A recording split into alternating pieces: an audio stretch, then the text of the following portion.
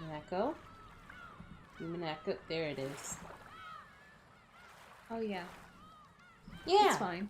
It's fine. Hello, everyone. It's me, Bunn. And today we are going to be doing more Umineko, finally. It feels like it's been a month. And it's been like 3 weeks. So, Close. close. Here with me is Chroma. Hi, that's me. I'm Chroma. We use the same mouth because we're sitting next to each other. Dab. Dab. Okay. Okay. Alright. Where we last left off.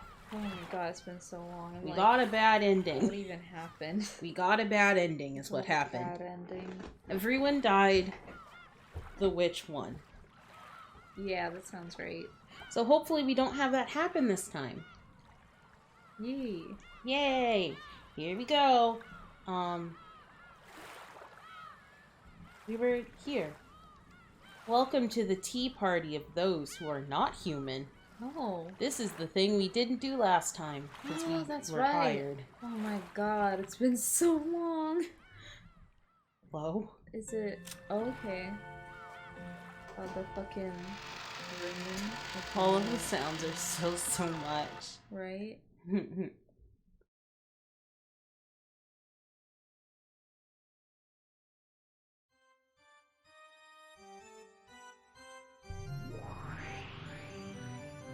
good. Good transition. What sort of black tea shall I prepare next? Allow me to display every refined tea that ever was and ever shall be. Okay. Oh, I love these. Oh my god. Dried plum black tea. The kind that goes for 200 yen a pack. Oh my god. For 1,000 years I've been fond of black tea, but I did not know of such a thing. I will never tire of living in this world. Beto, you don't have to display such hostility. I am just a wandering witch. I didn't come with the intention of violating the rules of your territory. Hostility? I bear nothing of the sort. I am just terribly concerned with seeing to it that the legendary witch, Lady Burncastel, is well attended to. You misunderstand. I am powerless. Before a witch such as you, who possesses the dreadful power to kill an individual 100 times, I am completely powerless. That a powerless lady witch like you possesses a power that none can approach is what is truly terrifying. After all, that great witch, Lady Lambedelta, was dethroned by you alone. I only won an endurance contest. She simply got tired. That is not what Lady Lambedelta said, though. Too much humility can be unseemly, Lady Burncastel.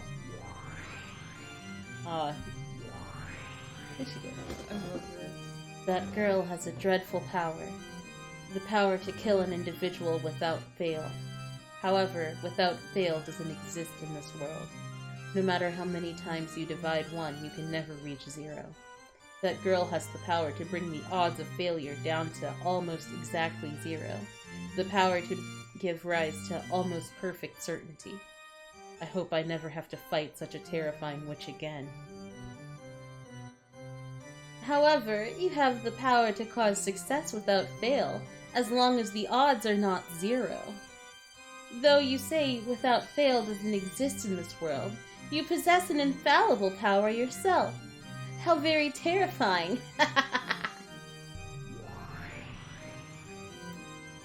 The power to kill an individual endlessly. I think you're the more terrifying one. You jest. From your point of view, mine is but a trifling power. This is most certainly what one would call empty praise.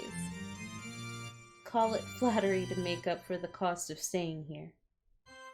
I am a fleeing traveler who crosses the fragments, continually running from boredom. I simply came around because I'd heard you'd started something interesting. Have no doubts that I will choose to leave as soon as you are no longer interesting. I, Beatrice, am deeply and humbly delighted to have the great Lady Bunn as an observer. And so, your impressions? Lambadelta is terrifying because of her cruelty, but she's a girl I can understand. You do seem capable of affection, but I can't understand you at all. That makes you much more terrifying than her.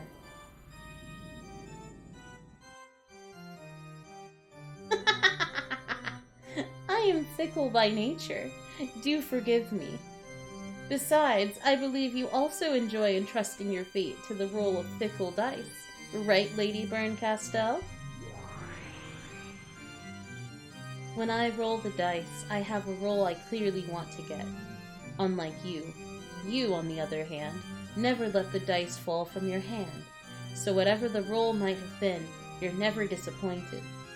Whatever roll the dice show you, you are satisfied without fail.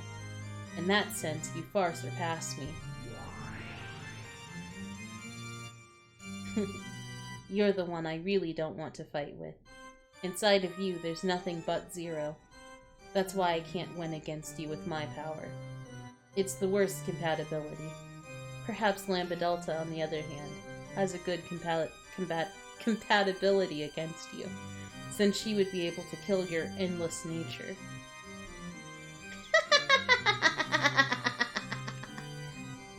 Oh yes, witches truly are the best people to enjoy black tea with. One doesn't get bored. Then I'm relieved. Boredom is the only poison that can kill me. So, don't kill me, okay? Lady Beatrice, Endless Witch. If such is your wish, I, Beatrice, will show you an even better time. In that case, wouldn't it be best if I brought the next chessboard in right away? It seems the next Dale would do more for you than another cup of black tea. Just wait for a moment.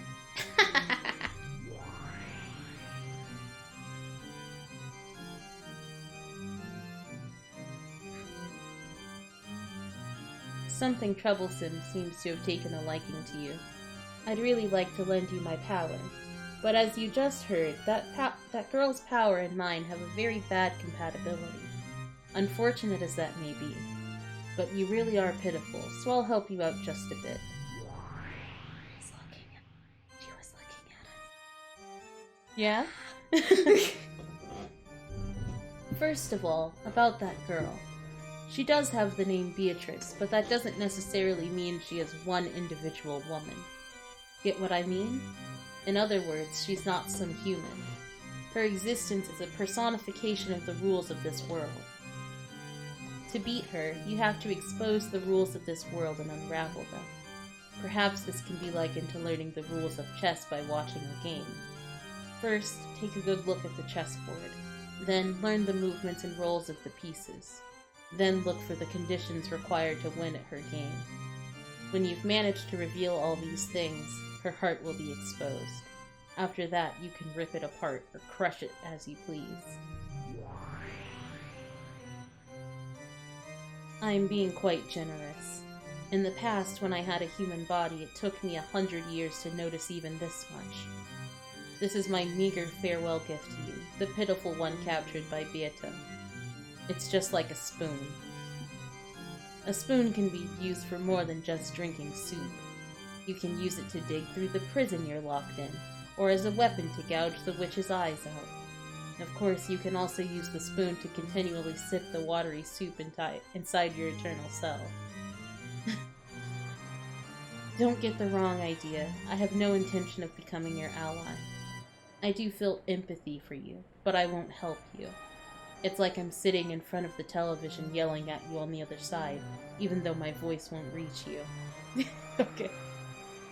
So, you understand that I am a witch, right? I intend to enjoy this endless tale that Beato is going to weave until I tire of it. But that alone won't hold my interest. That's why I'll lend you my power. It's also that I don't get tired of this. I'm the cruelest witch in the world. Whoever the opponent may be, I'll make them surrender with certainty. Even if it's Beatrice, the Endless Witch, okay? You are my game piece. Give it your best shot. I'll give you advice sometimes, out of her sight. Don't bore me, okay?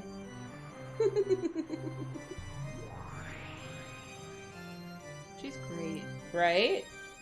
This is great. This is a good game. This is a good game. Oh man. Well. Well? Well? Oh. Hello? Okay. Terrifying. Just a tad bit. Menacing.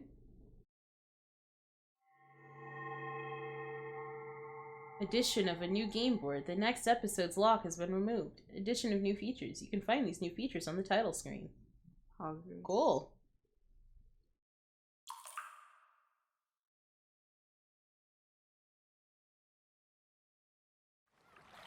Woof. Oh. Oh. Hello. Oh, fun. We're at the aquarium. Oh, sweet. I didn't expect the title to change much.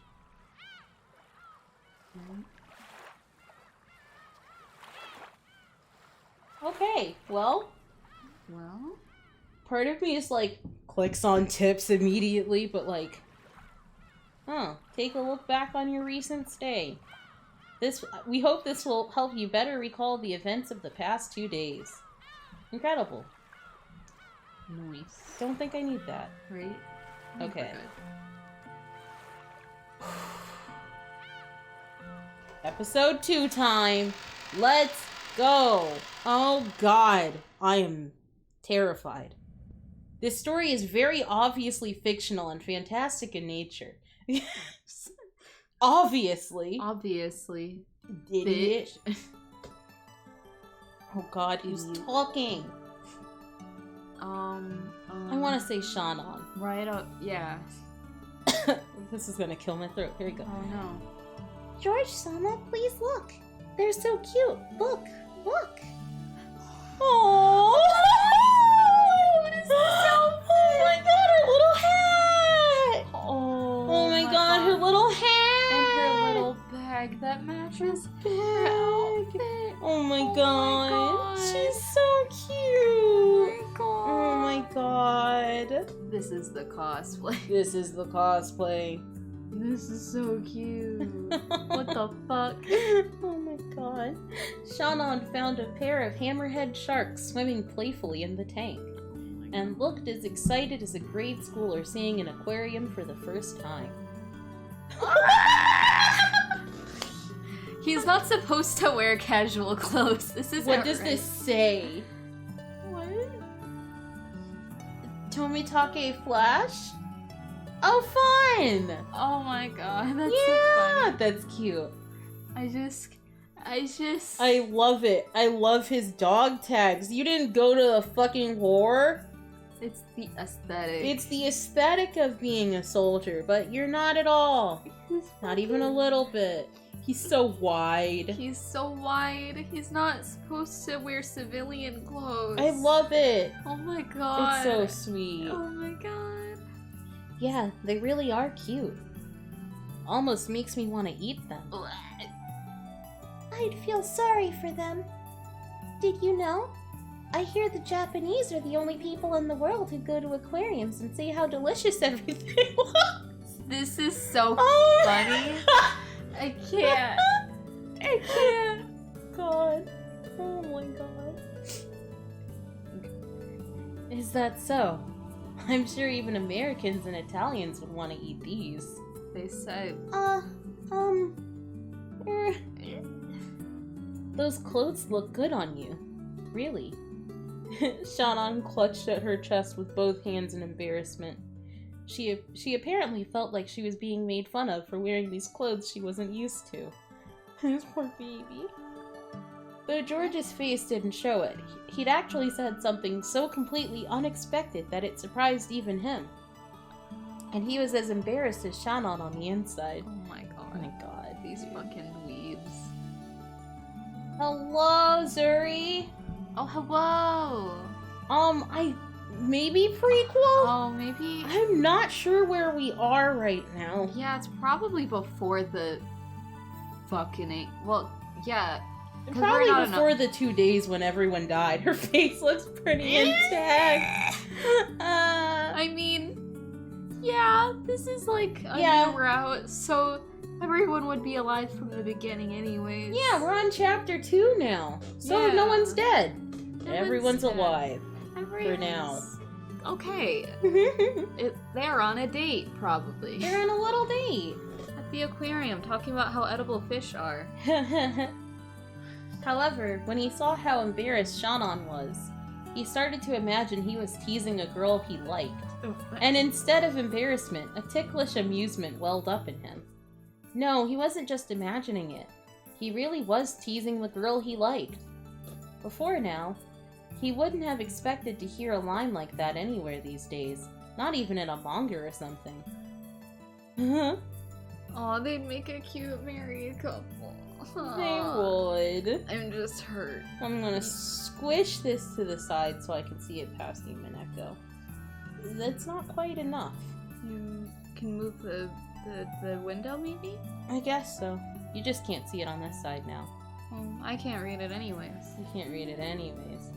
I mean, I can see the other side just fine. Okay. It doesn't matter. It doesn't matter, you say? Yeah. Okay. Then I'll just look at this one. Why not? I guess so.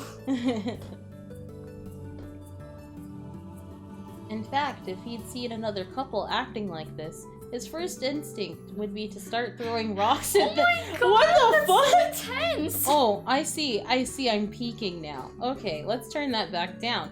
Ha ha ha ha ha ha ha ha ha ha. Okay, cool. This is why you test your audio instead of just going for it. You go for it. It's fine. It's fine. It's okay, I've turned it down more, so it shouldn't peak anymore. I think. I don't know. It should be fine. It should be fine.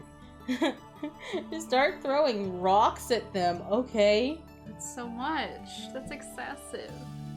But even if someone were to start throwing rocks at us now, I'm sure they'd be no different from confetti celebrating our relationship. Oh my god. Dude. Now I can't even remember those lonely days. When I'd felt jealous of couples who were completely oblivious to their surroundings. To use an old-fashioned phrase, these really are rose-colored days I'm living in. I'm so entranced that I barely notice that massive tank in the world's largest aquarium anymore. Oh my god, shut up. Shut up! What a brag! Instead, all I see are the expressions flitting across Shannon's face as she plays with the fish. I'm trying to decide which I want to do. This definitely makes no sound. Like, yeah, there we go. It's amazing, isn't it? It's my first time seeing a large tank enough for... Oh god. Seeing a tank large enough for a whale to swim in. I heard this tank is the biggest selling point here.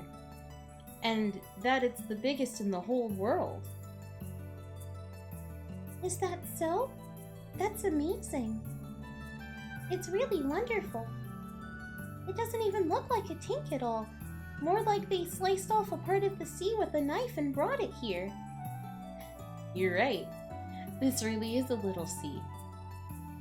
Despite its size, I hadn't thought of the tank as anything more than a tank. That's why I found her metaphor so interesting.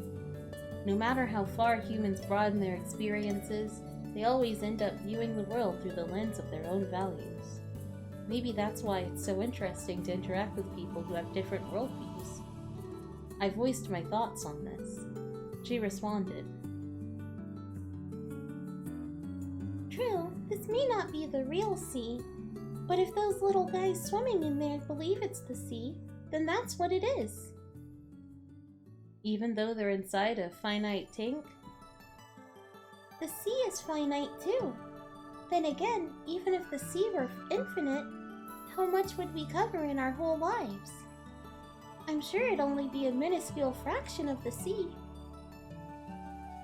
You're right. It's ironic, isn't it? Even though the world is so vast, most of us humans live our lives without ever leaving our own country. If the inhabitants... Oh god! The inhabitants of a place believe they're living in a complete world, then even the bottom of a narrow well could be a wonderful world. An entire ocean. At least to the frogs that live there. Shannon, who spent her days as a servant on a small island 10 kilometers in circumference, called Rokenjima, said that with a smile. This poor fucking girl, I hate it here. Right. This is fucked up. Hey, it's almost like that's a turn of the Golden Witch. Oh, fuck. Oh, shit. Damn, it's almost like that's what's happening to these bitches. Yeah. Oh, man. Anime opening time. Do you love this? I don't know. You don't know if you love this? You're not sure?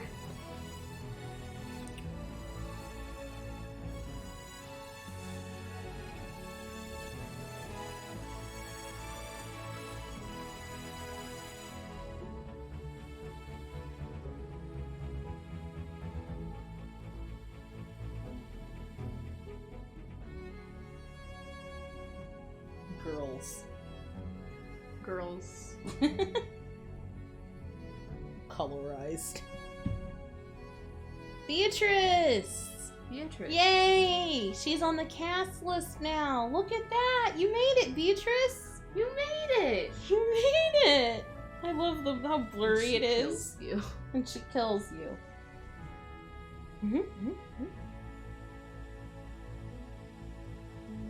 Go. Meow.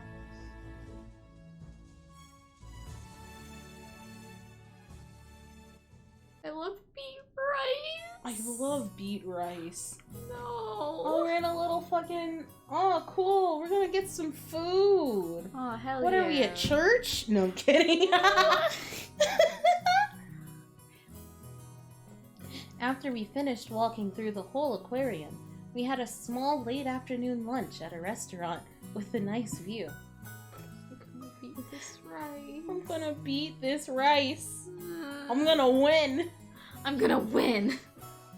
The word buffet has the power to make any boy's heart leap. I was like that myself once, but with Shannon beside me, this buffet felt different. I couldn't shamelessly pile on only the things I liked. I was, how should I put it, worried about my appearance, and chose a menu suited for a snob. Toast, salad, and coffee. Boring. God, At this a is buffet? That's a depression meal at a buffet. Now you're gonna make her feel weird about picking a bunch of food because she's at a buffet. Ugh. If I'd been by myself, I would have made a pile of oily stuff like yakisoba, mashed potatoes, gratin, and so on. Shannon, is that going to be enough for you? If it is, then I guess we men are animals with really bad fuel efficiency. I can't. But that's not what I... On Shannon's tray, there was only tea and salad. Oh my god. Bitch. Bitch. Maybe the mere fact that I thought she was a whole... What? A whole plate short? Oh, maybe the mere fact that I thought she was a whole plate short proved I was thinking with a man's stomach. I can't. Actually, I should be asking you the same thing. Don't you think men should eat a little bit more than that? I imagine you normally eat much more for lunch, right? Oh, right. Dang. Dang. Come to think of it, you already know how much I eat normally because of meals I've had at the head family's household. I just can't. That's right. So I was worried you might have an upset stomach today. Oh my god. Not even. Not even toast! I just. She's so sweet. She's so sweet, yeah. Shannon was kind enough to guess that I wasn't feeling well. Looks like my stupid attempt to show off made her worry. And apparently, my stomach wasn't going to let me show off any longer. Show off what? That you don't eat a lot? What the fuck? Yeah. Okay, I'll confess. I was just trying to look cool. This fucking guy. That's so funny. I just can't. I held back just because I was with a girl. I thought so. She's so Considering how much you eat during lunch at the family conferences, I thought this wasn't nearly enough. Please, don't be so reserved and feel free to go choose another dish. At least one. It's not fair for only me to be embarrassed. What about you, Shannon? How will you be able to keep up with the Ushiramiya family workload on such a sparse diet? Oh. I can't. Shannon fell silent and blushed bright red. Apparently, I wasn't the only one showing off. When I realized that, my embarrassment disappeared completely.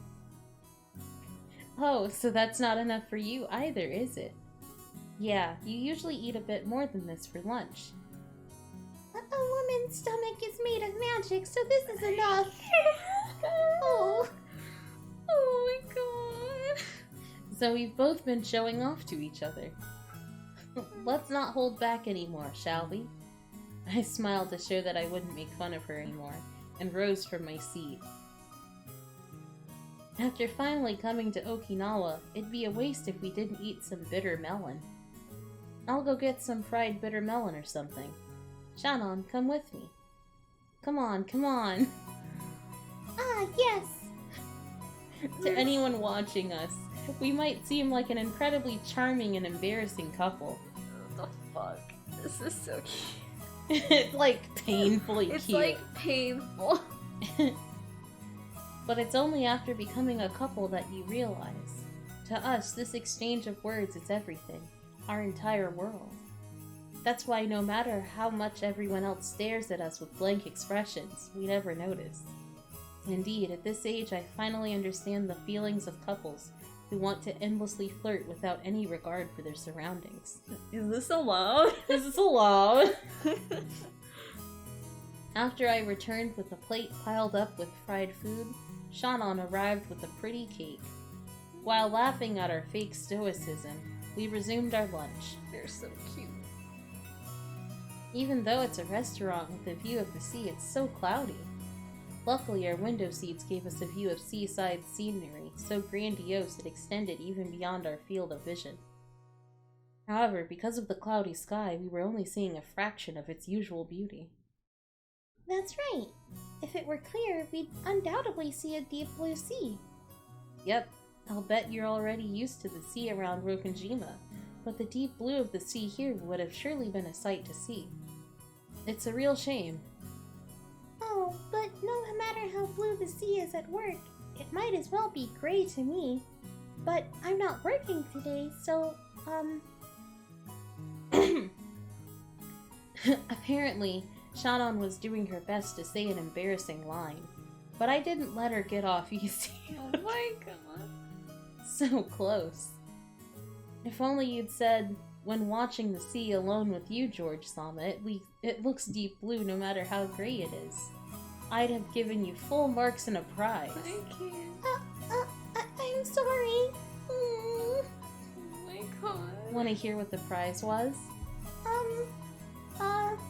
If you don't mind telling me. No, I won't tell you. That's no fair. When I was in elementary school, I was always the kid who got bullied. Now he's bullying his girlfriend, okay? This is you. This is me! This is you, Core. Yeah. When everyone teased me, I grew nervous and speechless, to the delight of the bullies. Back then, I wondered why everyone teased me. But now, teasing Shannon like this, I understand why. This is so much fun. This is so much fun. I can't. I can play with her emotions however I please. And I can have them all to myself. Ah! Right now, I can't think of any greater pleasure. That's why I have to go easy on her. It's not as though I want to make her feel embarrassed and upset. So I decide to be nice and change the subject. Best not to be too obstinate. When you've finished your lunch, do you want to take a walk on the beach? Maybe the clouds will clear up and we'll get a beautiful view of the sea. That's right. I want to go see it. Yeah, let's do it. But that cake really does look delicious. Maybe I'll go get one of those too. You mustn't!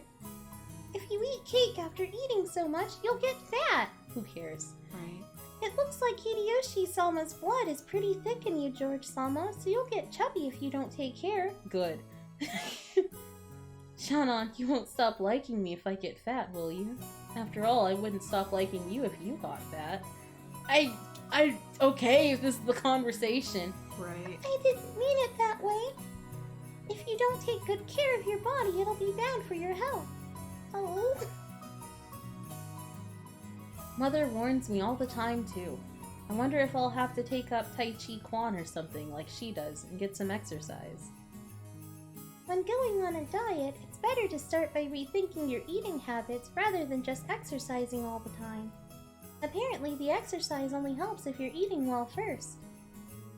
In other words, you're telling me to hold off on the cake, huh? Then I guess I'll just have to gaze at you while you stuff your cheeks with it, Shannon. A whole cake is probably too much, but maybe just half of one would be okay. Here, it's really delicious. I can't. I don't think I like this. Yeah. I'm like, it's cute maybe 50% of the time. Yeah. And then the other 50% is like, Yeah. Yeah. Shannon cut her own cake and tried to move half to my dessert plate. I had no doubt that she wanted to share the delicious cake's flavor with me. However, I meanly pulled my plate away from her. She blinked in surprise. She called it. Shut up. You're so rude. I read wrong all the time, so I get to make fun of them for fucking up a little bit. It's so funny. Drifting a little too close into territory that starts with feeder is up. Yeah. She couldn't seem to figure out if I was refusing the cake or not. So I winked, opened my mouth, and said, ah. So that's what you really wanted. Sheesh, you're such a pampered child, George-sama. I can't. Oh my god! Okay, say ah. Oh my gosh, she's feeding us. Y'all. Y'all. With a partly embarrassed, partly exasperated face, Shannon offered the cake to me with a fork. Oh my god, we're on a date with Sean. I Chomp. cannot believe it. Chomp! Chomp! Tasted like a cheap chocolate cake you might find anywhere. Damn, that's kind of sad. Damn. This is a fancy buffet. And yet, it was exceptional. Shut up.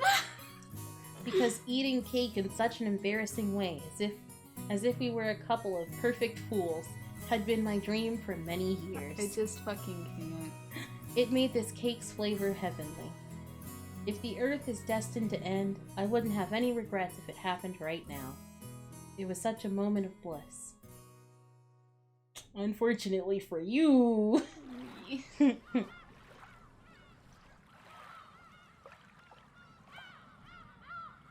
After that, we gathered shells, ran from waves, and enjoyed each other's company while walking along the beach. In the end, the clouds never parted. However, we both believed that the sea reflected in our eyes was a deep blue. Somehow, I'm so happy that it scares me.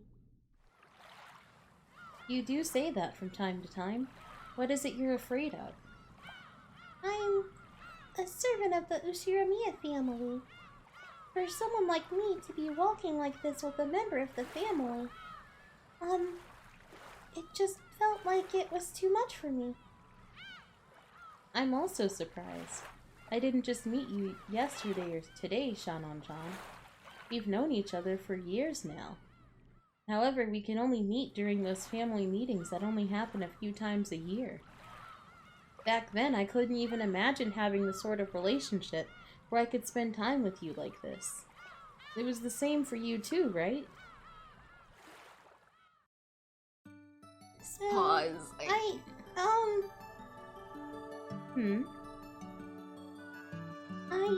did imagine it. No, I mean, maybe I should call it a kind of daydream? I did think about what it'd be like being in a relationship with you, a boy who was always so gentlemanly and considerate, though it was only ever a fantastic daydream. She's so sweet. I can't. Then we must have your believing heart to thank for our relationship. Magic dwells in the power of love. So I'm sure that magic brought us together. You're right. I really do think it was magic. But, you know, that's not actually true. As you kept looking more and more beautiful every year, you became a larger and larger presence in my mind, too. If the same thing happened to you, then the fact that we're here today is simply an inevitable consequence rather than something caused by magic or a miracle. No, a miracle did happen, George-sama. She stopped walking down the beach, gazing out beyond the sea. A miracle? No, it was magic. It happened. I was bewildered by that slightly mysterious phrase, which I sometimes heard her use. Magic, you say? Yes, magic. I doubt that you'd believe me if I explained, so I won't. But this bit of magic definitely had the power to grant the miracle that brought us together. Are you talking about some kind of ritual? Yeah, you might call it something like that. Except that it really was magic, not just some ritual. Maybe it's all girls, not just Shauna, who tend to treat encounters as miracles or coincidences. For a man like me, an encounter with a girl is 70% hard work to try and make her like you, 20% courage, and 10% coincidence. Hello, Issy, how's it going? Hello. Shauna and George are on a date.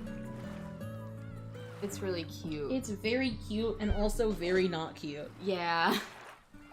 It like violently goes back and forth between being cute and being super not cute. Yeah. Kind of fun. The part that means everything to her is a much smaller factor in my mind. Maybe that way of thinking itself is calculating and typical of men. I'm glad you woke up from your nap to hear me read to go back to sleep. It's okay.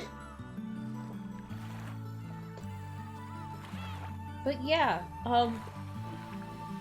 enjoy the seagulls and the water sounds and the gentle music and me reading.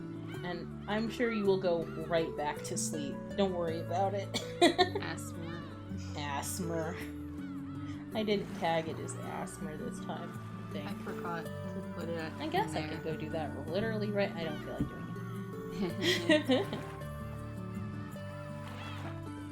Yum, yum, yum. But if I said that out loud, it might dissolve all kinds of magic. Oh, come on. Do I have to be hovered over the thing? Or it gets mad? Okay. To my mind, there were lots of coincidences, compromises, and expended effort on both sides before we gained the relationship we have today. 10 to 4 are your prime hours. God. That's valid, but I also cannot imagine. I used to be like that. And now I work like 10 to 6, so I can't. I literally can't anymore. Yeah. It's unfortunate. I hate it. I would work in the night if I could, but I can't. You can now. I guess I could now. That sucks. It's up to you. Normal people hours. Normal people hours, yeah. At the culmination of all that, we get to spend this joyful time together. And if she wants to call that magic, I've got no objections to her choice of words. So I'll stand up for that magic. Hello there, horny officer. I swear, we're not being horny. You don't have to bonk us. These two are. But these two are. Not really. They're on a date, and they're just on a very normal innocent. date. It's very innocent. He is teasing her. It's fun and bad at the same time. Yeah.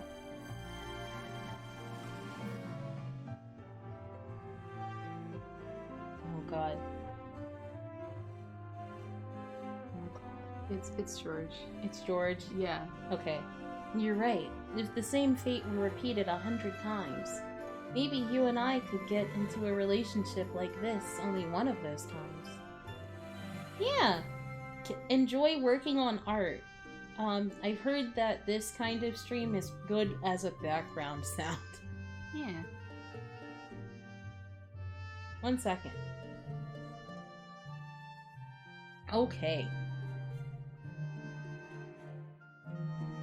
In the other instances, even though we'd be aware of each other, maybe we would have only maintained a reserved relationship after all this time. From the perspective of those other me's and you's, you and I are undoubtedly in a miraculous relationship right now. That's not what I meant. It really was magic.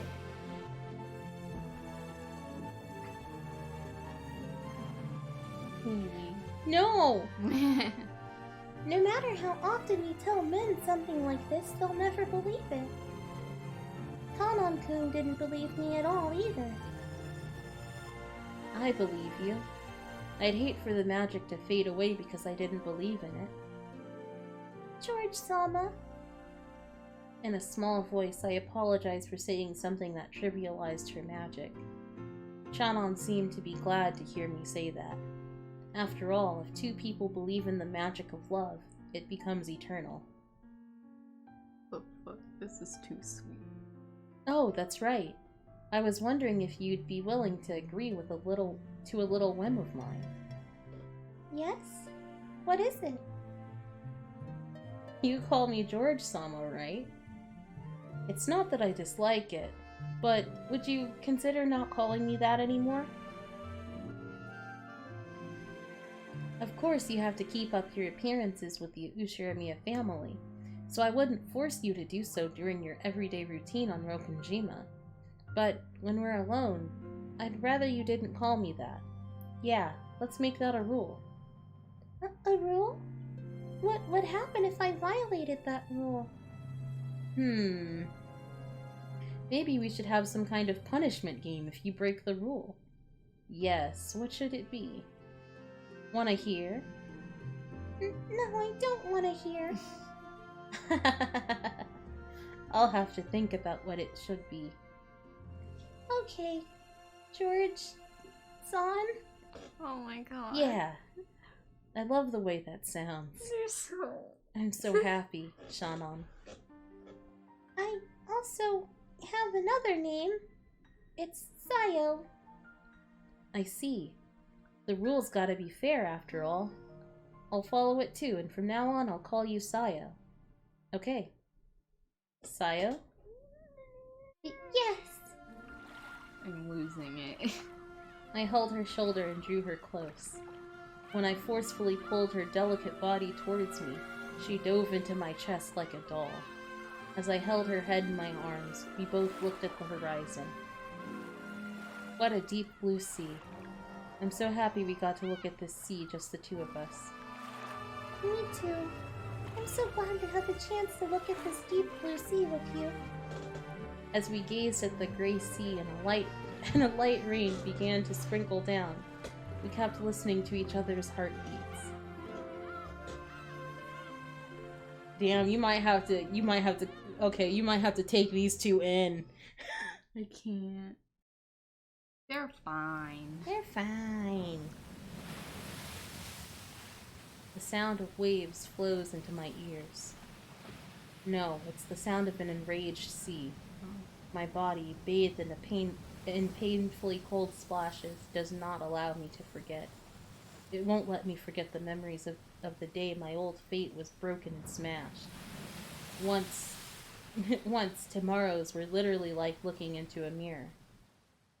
All I ever saw there was the person I already was. For a moment I heard the sound of weebs. Tomorrow was absolutely no different from today. That was my old fate. But then, for the first time, I saw a different fate beyond the mirror. The witch whispers to me. She tempts me to take a bite out of the fruit of knowledge. She torments me, saying I'll be furniture as long as I stay in God's paradise. I guess this is probably Shannon, huh? I'm not doing this voice for the whole thing. Yeah, that's valid. So I decided to choose the path of knowing love and tried to become a person. Those days were like sweet honey, but at the time, I didn't realize they'd be the start of a new kind of suffering. Hello. It's so cute. I love it. Oh, this is so sweet. I love it. Hello, everyone!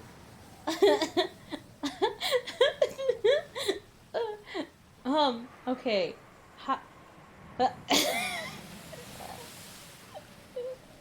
Hello. Hello!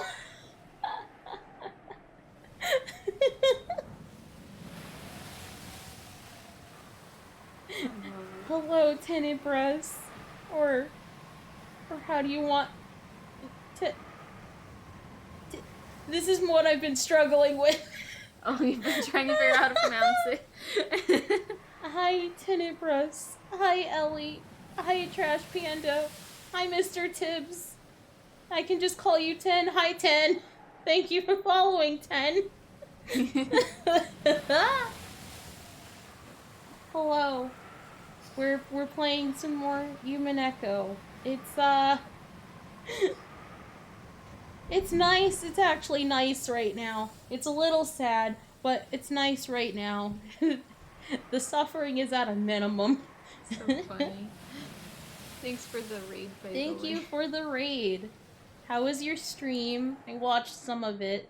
I haven't seen that game in a very long time. It's so funny.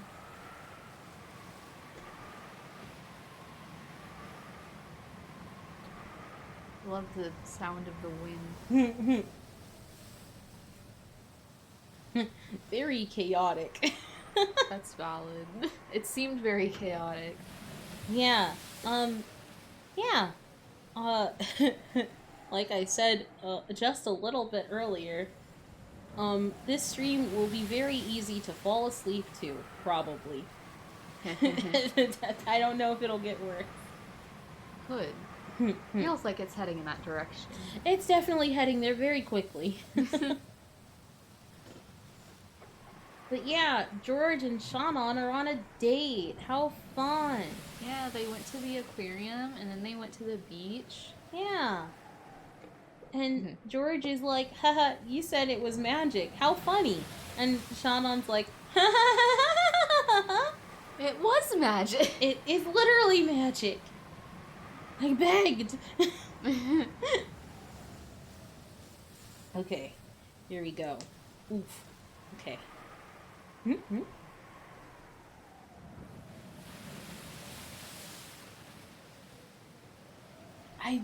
What is with all the fucking random voices? I don't know who's talking. I've arrived at a small island on a motorboat I've only just learned how to use. No, this can hardly be called a small island. It's little more than a rock jutting out of the water. On this rock is a torii and a small shrine. It was probably built to worship the guardian deity of Rokunjima. Even though I don't know exactly what it signifies, I know it has to be something holy. Even in a place like this, I've got to take just one more look around to see if there's anyone who might get mad at me for coming. I see nothing but the stormy ocean, Nijima, looming in the distance. and the waves breaking against Rokunjima's steep cliffside. Stiff cliffside. Cliffside! Pain. I ready myself, timidly approach the small shrine, and take the mirror that lies there as an offering. The mirror looks old, cloudy, and dirty. That would probably make any normal mirror seem horribly cheap. However, since the mirror has been placed in this small shrine, its appearance seems to give some sort of divine quality to it. And there's one thing I can tell. This is no simple mirror. It may seem like an old, battered mirror to a non-believer like myself, but it has a great significance. Is it really okay to break this after being captivated by honeyed words? No, this isn't really a mirror. This is the life I couldn't escape until today, my fate. I'll break it. I'll smash it and seize the life that lies beyond this mirror. If I don't smash it, my life will be a pair of facing mirrors together, forever. Nothing will ever change in the slightest. The witch whispers to me. She tempts me to take a bite of the fruit of knowledge. Or maybe I've already tasted of that fruit. After all, I've already experienced those maddening emotions. Just as Adam and Eve felt compelled to pluck their fig leaves. I can no longer go on without breaking this mirror. I've struggled with conflicting emotions for many days before this moment. Inside my heart, the virtuous part of me kept on fighting the part that sides with the witch. And now, here I am. Did the part of me that's here right now win or lose? There's only one thing I know. To obtain something, you must be ready to lose something. Cowards who don't risk anything, who never try to change anything, will never be given the key that opens the path to a new future. That key is already in my hands. And that key is to break this, to smash it. Is there any other effort I can make sure it's furniture imprisoned in Rokunjima? No. This is the only way for me. Come, have courage. I'll free myself from being mere furniture, and by accepting a new kind of suffering, I'll become human. This is surely a small, yet large trial I must impose on myself. Come on, smash it. I'll smash it to pieces. The eternally unchanging fate that imprisons me. I raise the mirror high. I think back on the days of conflict that came before, and finishing my reflections in the blink of an eye, I throw it down. The thunder roars, crying out against me for my outrageous act. It truly is the hatred of angels trying to banish me from eternal paradise. I look down at the mirror tumbling at my feet, broken in 2 equal parts, and after making sure I've accomplished my task, I scream up at the raging skies. I've kept my promise. Now, it's your turn to keep yours, right? Thunder roars once more. I've already been banished from paradise, so I'll have to struggle on my own if I want to live. The witch told me. That is the single element of this world. To lose it means losing the world. Like how a canteen with a hole in the bottom can't be filled, no matter how much water you pump into it. I've kept my promise. Now it's your turn to keep yours. Please, grant my wish. Beatrice-sama! Oh shit. Oh my god, the music. Jeez. Ooh. Oh my god. Ooh. Game. Oh, it's so good. Holy shit. Oh, man. You like that this is 3? Right? I haven't seen 1.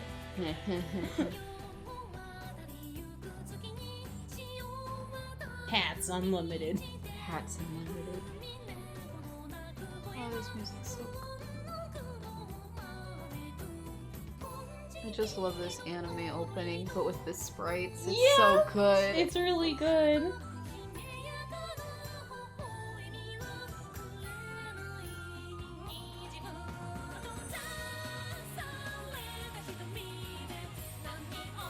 God. So good. Right?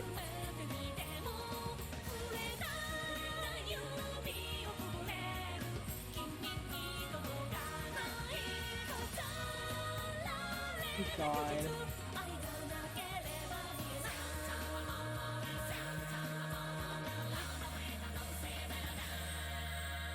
Welcome to Rokunjima. Love it. Oh man. Oof. Nice. Right?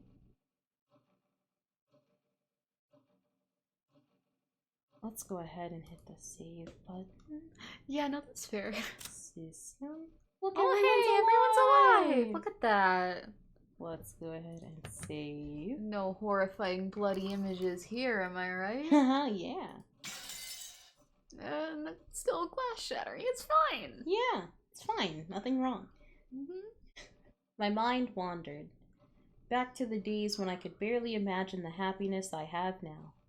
I was a middle schooler at the time. A normal girl who thought about... Oh my god.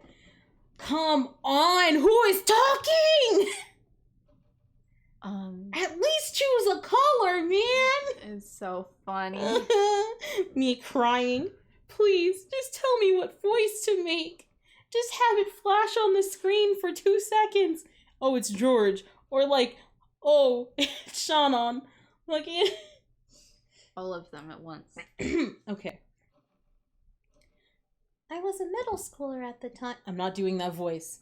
I was a middle schooler at the time, a normal girl who thought about love as much as you'd expect of someone at that age. But in truth, it was wrong for me to have that dream. After all, I am furniture. Hate it here. Furniture is nothing more than a tool, not a human. As a person less than human, simply receiving an education was an enormous blessing. So in reality, even thinking about falling in love was more than I deserved. Hate it here. The Ushiramiya Family Conference was a customary event held every October, but relatives sometimes visited at other times. Of course, they didn't come just to drink tea. On this day, Ava's family was visiting the head family on Rokunjima. The three members of Krause's family and the 3 members of Ava's family had gathered in the parlor, and were having a friendly chat about recent events. Genji had supposedly told Kinzo of Ava's family's arrival, but he still hadn't come down. He was probably immersed in his research and couldn't spare the time. This often happened, so the others waited patiently for their fickle father to arrive. Oh, God. how promising. Make sure you work hard under your father, building the skills you'll need if you want to lend him a hand soon. Thank you very much. I've learned countless precious things from the many experienced people Father has introduced me to. And these were all things I could have never learned in school. Are you ready? When you're in school, it's not math and language you're learning. What they're really teaching you is the right outlook and attitude for learning more. Once you got that base, you can finally start a long period of study that'll last your entire life. People who don't get this end up spending their whole lives as fools who never learn. Just getting full marks in math and language won't do you any good at your company. Indeed, that is exactly right. Hideyoshi-san, your style of education never fails to impress. George isn't quite a full man yet. He'd better always keep that in mind and embrace his studies. Stop it, dear. George is always giving it his all. Right? Truly admirable. I wish our Jessica would learn from him. Sheesh. Sheesh! I can't. I can't. Are you still holding a grudge about that test score? I'm studying for tests the best I can. At least don't say it here. Pissing me off. Oh my god. Once people started praising George for his diligence, the conversation usually turned to Jessica, who hated studying. Jessica made an openly displeased face, as though she'd known this would happen. My. Schoolwork aside, it seems Jessica had better learn to choose her words a little more gracefully. How improper for the single daughter who bears the weight of the Ushiramiya family crest. Come now, she's quite appealing in her own way, isn't she? Like a small dog or something. I can't. When Times you were change. just existing at a fucking family fucking event, and the whole family just decides to gang up on you for no reason. God, when you just become the family punching bag and you're like, come on, man, I can leave. God. The time when we had to act all modest to entertain men ended long ago. That's right. I knew you'd understand, Aunt Ava.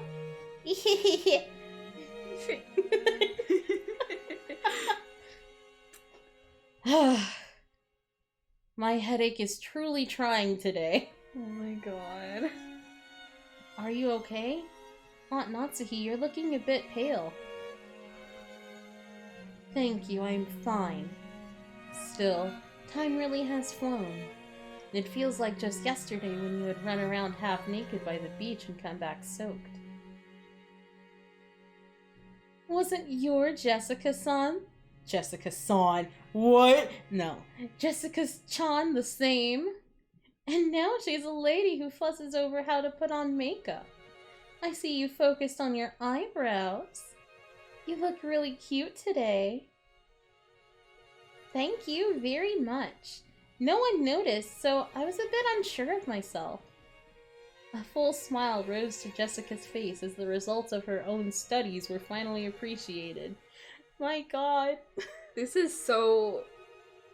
This is just what family and extended family is like. It's so... It's painful, actually. It's like painful to watch. It's like kind of cringeworthy. It's like kind of cringe.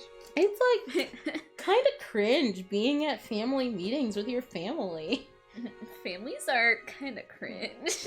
If you're in a family, you're, I don't know, kind of cringe. Kind of cringe of you, sorry. Ava smiled back in the same way. Oh, okay. What actually happens to me when I'm visiting my parents and they have a certain group of friends? You need to go introduce yourself. God, yeah. Oh my god, yeah, that's really... Oh, when your parents are like, it's time to play matchmaker, and it's like, you don't even know what I like. You still buy me Harry Potter shit, and I haven't been into Harry Potter shit for like 12 years. God, yeah. Just, oh, I saw this really nice man at the fucking, what, I don't know, name a restaurant, any restaurant. Oh, the Chili's. He was our waiter. He was really sweet. I think you should date him. Exactly. And it's just like, Mom, what the fuck? God. It's just so much. They're just like, oh yeah, it's time to ruin your day. Time to fucking make you cringe. Publicly. I feel like it's worse that your parents' friends do this. Yeah. Because they know you even less. They know you even less. I feel like that's way more awkward. Yeah, it's just lots of things that are just so very cringe. Just so cringe. It's like, God. Oh my god. Oh my god. It hurts. These motherfuckers and playing matchmaker. Like, just stop. With fucking customer service workers who are that just doing their paid jobs. To be nice to you. He's so nice and cute, you know? Mom, he's married. Yeah. It's just so much. They're trying so hard, but like, if it's not happening, it's not happening. You can't just pick a random stranger. And she's just like, oh, but he looks just like this. Insert handsome actor here. It's and like, I'm just who like, give a fuck? I don't care. I don't care if he looks like a handsome actor. He's not fucking what I want. Literally the number of times shit like that has come up. Even after I told her that I started dating Bunn, I'm just like, hello? Hello? We literally live together. We share a bed now. He wouldn't let us share a bed at first. Yeah, for a whole year. It was hell. It was hell. For no reason. 2 days before we were supposed to move in together. God. That's a whole thing. That was the whole thing. A nightmare. Luckily, that nightmare is over. Yeah. And we just bought a new bed. And it's nice. And it's good. Yeah. I just can't. Parents just don't know shit. They just are the most. Anywho. Yeah. Ava smiled back in the same way. Then she turned that smile towards Nazi. Oh my god. Ava said, I'm going to dunk on you and your parenting. Literally. Eva said, I hate you so much I want you to suffer. And Natsuki said, literally, what did I do to you? Literally, what the fuck? Come on, Natsuhine-san. Her fucking face. You must take notice of small changes in your own child. Poor Jessica-chan. Ooh, Oh, 50%. Oh, progress. Ooh. Oh, let me get in there. I pulled up this stream earlier so I could get channel points.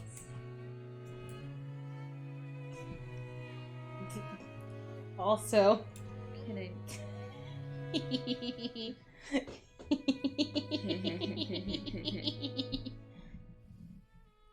My own custom Umineko fucking. Yes. Hello, Scrub. How's it going?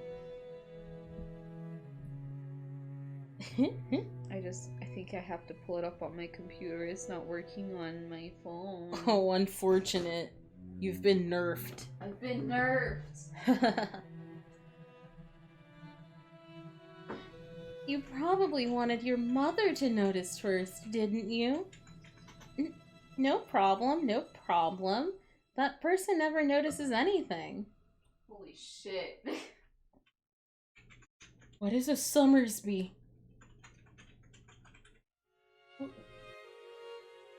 Hello? Hello?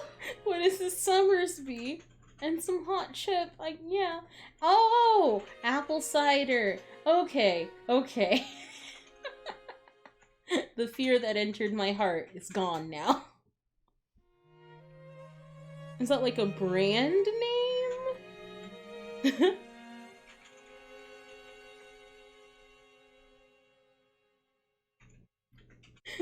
God. Huh. Guess it would be. Alrighty then. Twitch hates me. I can't log in on my computer. I'll just figure it out later. F. Jessica. Like an angry orchid. Orchard.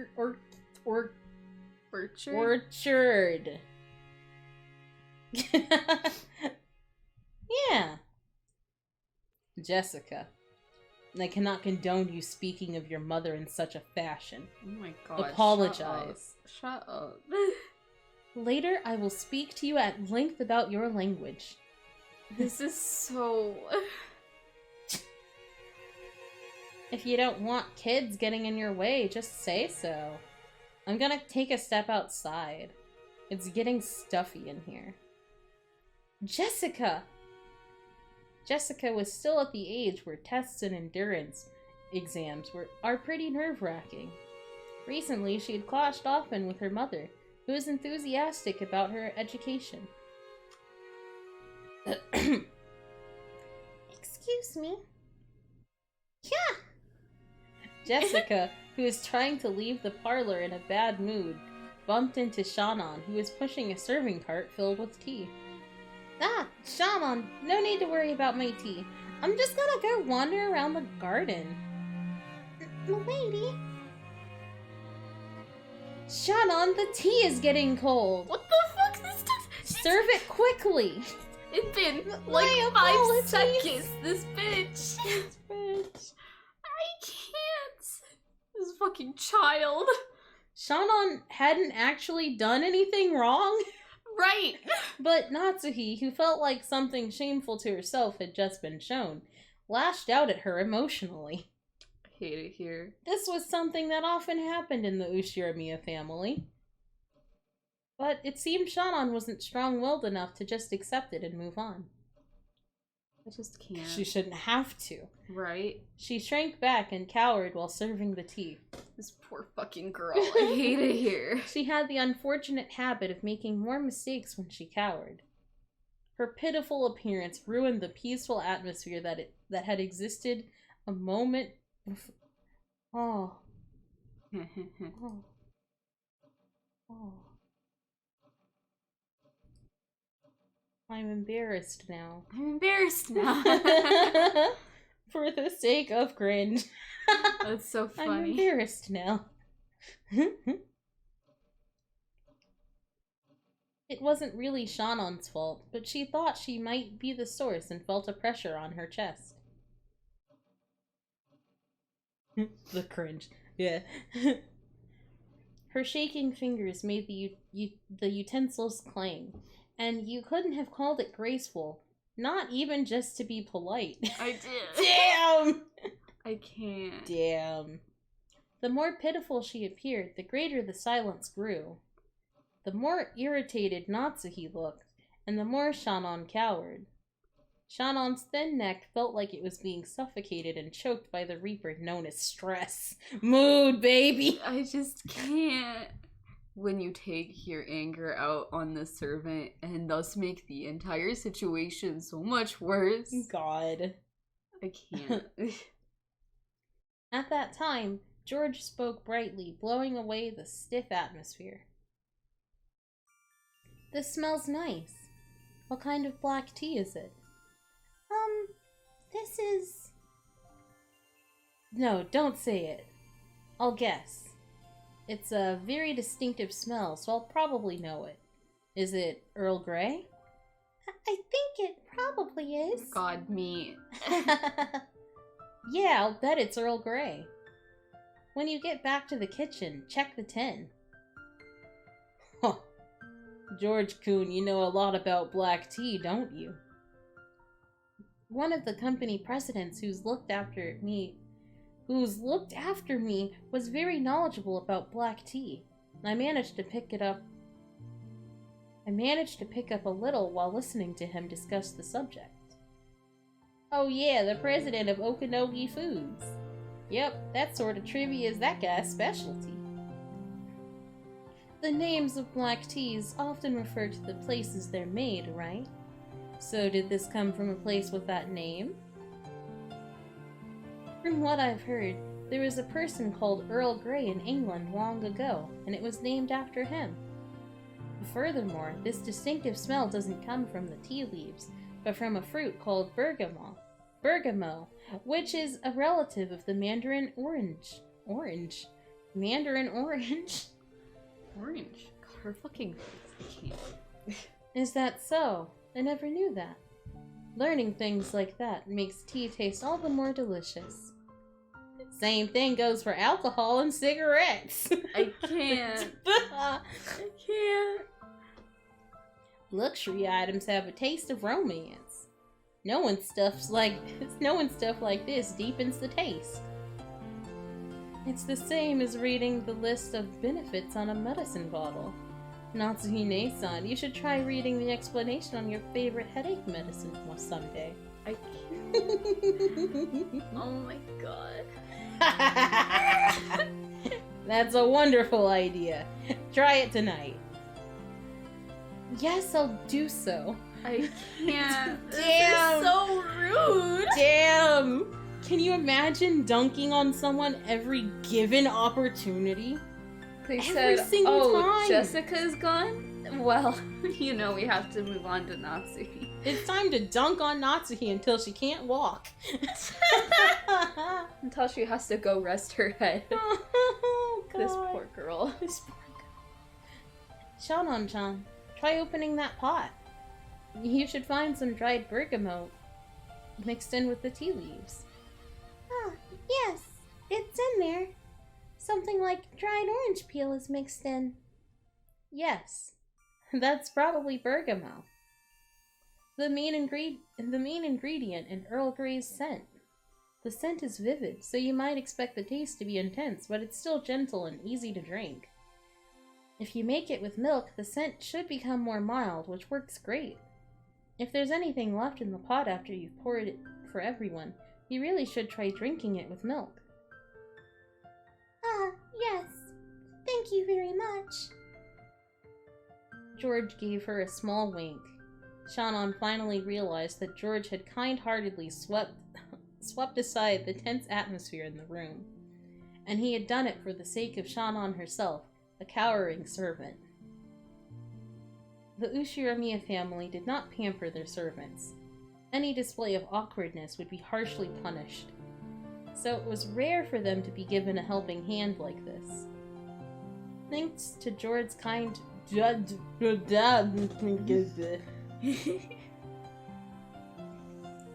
okay. 1 second. Sometimes I just get the urge to vomit, and it's wild. George. Yeah, sometimes my entire body breaks down before my very eyes. It's great. You can see it every time it happens on stream.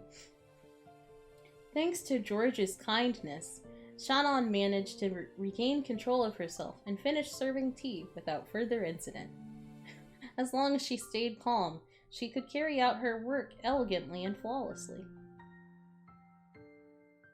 By the time the black tea was laid out on the table and its elegant scent filled the room, the atmosphere had completely returned to its former peaceful mood, and everyone praised George's knowledge. Shannon wanted to thank him for saving her, but it didn't look like she would get the chance. So she decided to at least thank him inside her heart, praying to God that George would hear it as she pushed the serving cart away.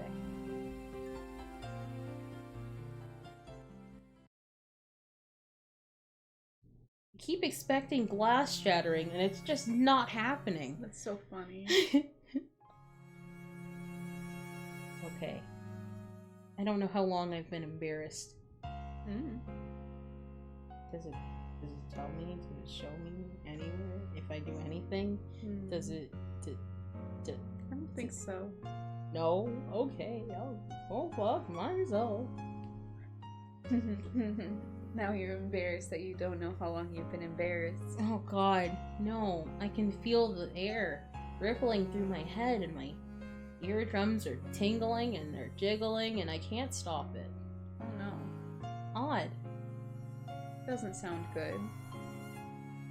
The fuck is that about? It's what I want to know.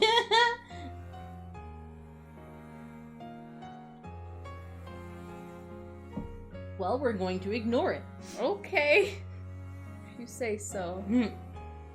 George Nissan always lends a thank you for the hydrate. I'll continue drinking. Oh god, it came back. Oh no. You want like some water? No. Okay. Thank you. George Nissan always lends a helping hand at times like that. By changing the topic or something. Shannon and Jessica were in the rose garden. Jessica still hadn't returned to the parlor after getting into a fight with her mother, and was nonchalantly killing time here. When I think back on it, I get the feeling this wasn't the first time he's helped me like that. Whenever I made a careless mistake and George was around, I'm pretty sure he'd always naturally smooth things over and restore harmony. Maybe it wasn't something as direct as picking up a fork that had been dropped.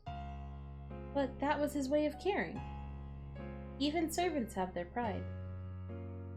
They want to fix their own mistakes by themselves.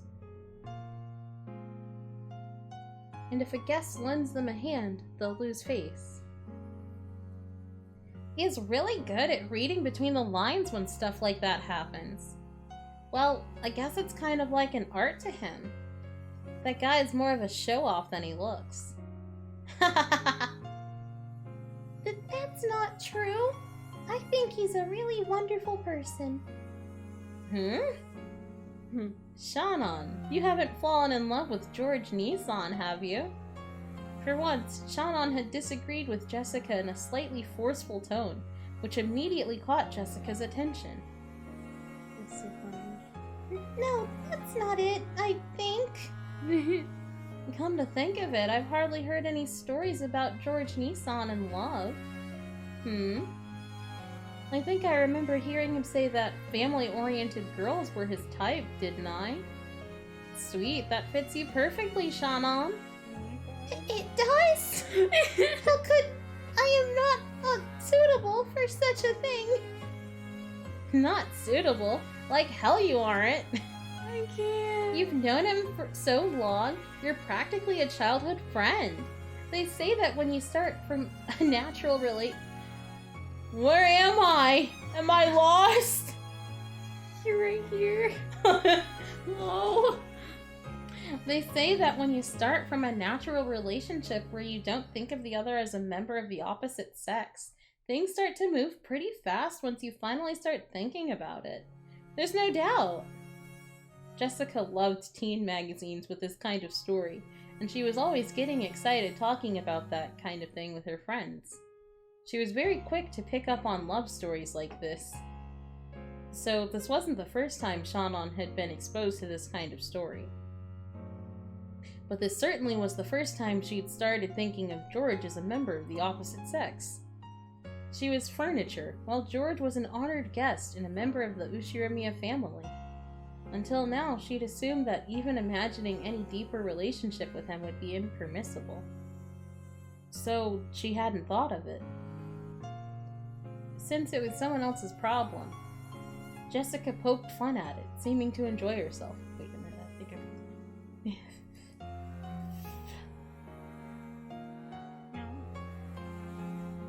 Okay. Oh, there it is. There it is. Okay, I'm no longer embarrassed. I guess. It's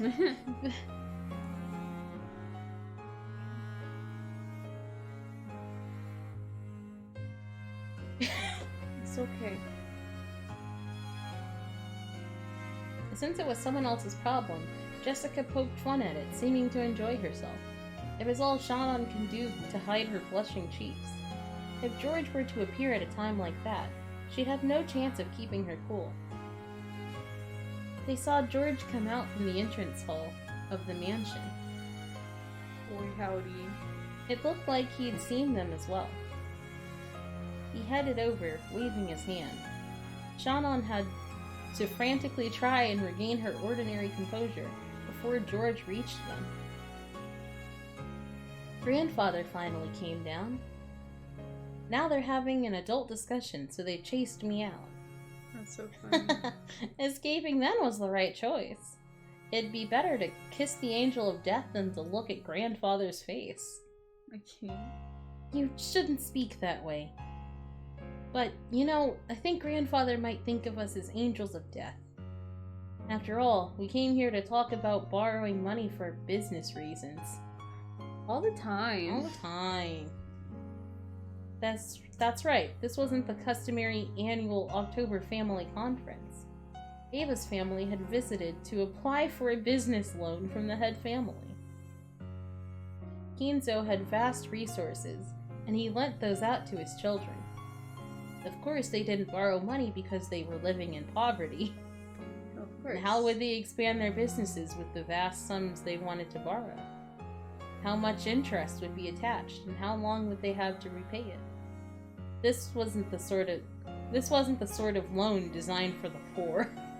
It was a loan for those who were on the offensive. Kinzo strictly judged whether it would be worth lending out his fortune, and afterwards he strictly oversaw its use. So Rokenjima would sometimes play host to this spectacle, where relatives visited and described their businesses to Kinzo. To the parents, these meetings burdened them with the strain of having to move a vast amount of money. But to Jessica, who lived on this isolated island called Rokenjima, it was a precious opportunity to meet up with her cousins. Aww. so being able to talk with the occasional guest such as George like this immediately cured the bad mood she'd gotten from that fight with her mother. My family's totally stingy too. They've probably got money to spare, so why not lend it out graciously? Dad and grandfather will probably get pig-headed and act all important.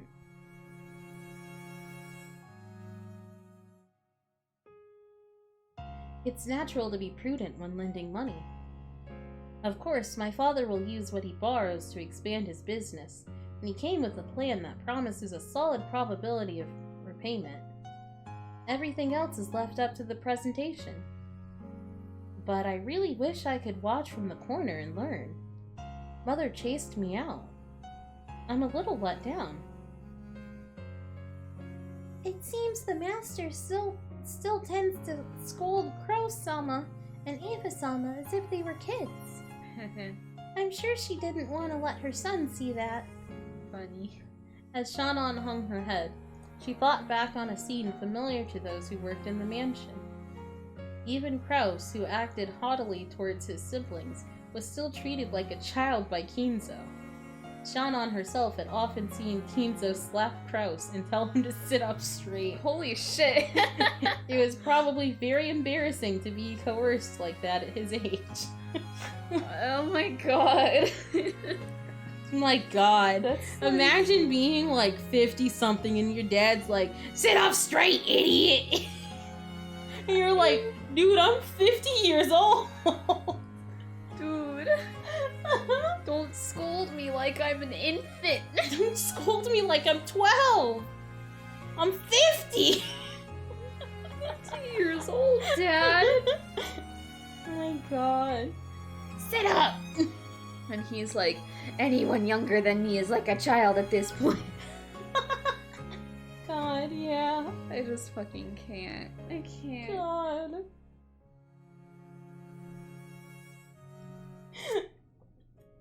Oh my god. Anyways. Too much.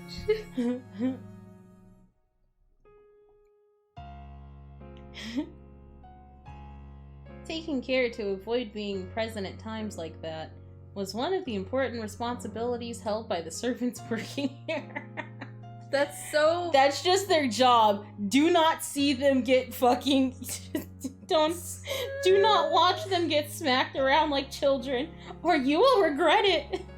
They will make you pay for it. I can't. I can't. The servants here have too many responsibilities. Too many responsibilities. To also be like, oh, I can't be around whenever Kinzo's around, or else he'll probably smack his kids around. I'll probably smack his kids, and then I will get yelled at because I'm nearby. God. I will take splash damage. I will take splash damage. It hurts. Incredible.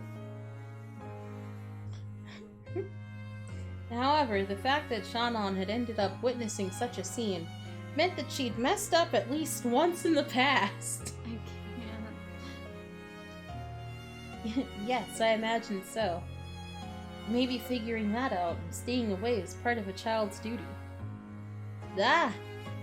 That aside, the flowers in this garden are truly splendid this year. George stretched as he said that. I guess so. I guess so. And he smoothly changed the subject away from one that was a little gloomy. This time, Shannon noticed it too. This person, George, could sensitively figure out the situation and always change the subject to something harmonious out of kindness.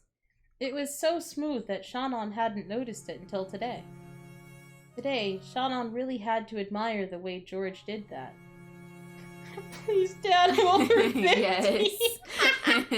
Thank you for clipping that. Good, I love it. Please, Father. I'm over 50 years old. Please, I'm so old. Stop hitting me. It hurts. God. Today, Shannon really had to admire the way George did that. Of the boys close to Shannon's age that she had known, Nearly all had been classmates during her period of mandatory education, but they all had been young, and none had possessed the composure George had. Mere moments ago, he'd just been another guest, but right now she couldn't help but think of him as something more. However, such thoughts were mere distractions from her work as a servant. Shannon tried to chase them away with a small shake of her head. What's up? No, it's nothing. Shall I make some tea? I will prepare more of that Earl Grey. So you remembered the name of that tea. I'm glad. Thank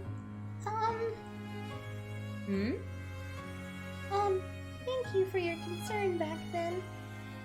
Shannon was finally able to put her gratitude into words. If he wrote it out, it wouldn't be very long. But Shannon had needed a little spark of courage to say it out loud. But George played dumb. What do you mean? This fucking... I don't remember doing anything I should be thanked for. Sky. He seemed to be playing the gentleman in his own way, letting her know he wasn't doing it out of a desire for gratitude. George's response seemed to be more or less exactly what Jessica had predicted. She couldn't help but burst out laughing. I can't. See? Isn't he a bit of a show-off at times like this? No, that's not... Jessica poked fun at Shannon as the latter remained silent, red-faced. George didn't know the details, but he naturally joined in, laughing the same way. I can't. The three of them lazily walked around the garden, catching up on recent events. George, as the oldest cousin, talked about his life experiences. Jessica talked about recent life on Rokonjima. And Shannon talked about her recent work. They kept going on about these trivial things. Even when Shannon heard the others talk about deeply interesting things, she never felt any particular interest in the actual content of their stories. She was nothing more than a servant, and she had no intention of delving into her master's lives. She simply wanted them to enjoy their time speaking with her, and would only pretend to listen intently and nod at the right moments. But for some reason, the things George talked about today seemed to catch her interest powerfully. Even things she'd normally ignore felt like they'd contained a trace of kindness behind the words. For some reason, she wanted to know more things about George, no matter how trivial. So she stared fixedly at him. She thought that as far as looks went, this Ushiramiya George was probably about average and didn't stick out in any particular way. But he was diligent, serious, and had a deep prudence which allowed him to understand people's hearts and show concern. But she'd never noticed these things before now. She may not have met him many times, but she'd known his face for many years. Even so, she hadn't noticed him once until now. Shannon, embarrassed by her own obliviousness, blushed. George, perhaps thinking that Shannon would listen intently to his stories, kept talking happily and at length about things he'd done and seen. But Jessica didn't miss that slight change in Shannon, so she decided she'd change the conversation to the topic she was sure Shannon was most interested in. Oh yeah, come to think of it. George Nissan, have you finally gotten a girlfriend or what? This face!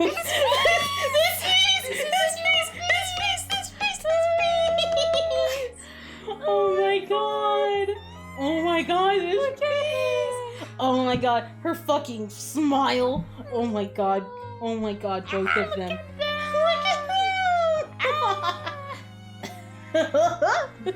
I just can't. Oh my god! I fucking love this art style. This art style's so good! He just gets our expressions down to a T. It's They so are good. so good. Oh my god, this fucking face. Like, oh shit. I know. Oh fuck, you figured me out. It's so good. Oh god. Oh my god, I can't. Holy shit, this is a good face. I like this face. I like this face. I like her face too, but I like his face. Right. This is the I've been called out on my bullshit face. I know. Holy shit. Anyways. Where did that come from? Normally, that reaction should have been an answer enough. But for some reason, as she was now, Shannon wouldn't be able to understand it unless he said it clearly. George Sama is very nice, so I'm sure, he's very popular. Well, quit it, Shannon. Isn't cornering him like that actually pretty mean? Oh my god. I wasn't trying to be mean.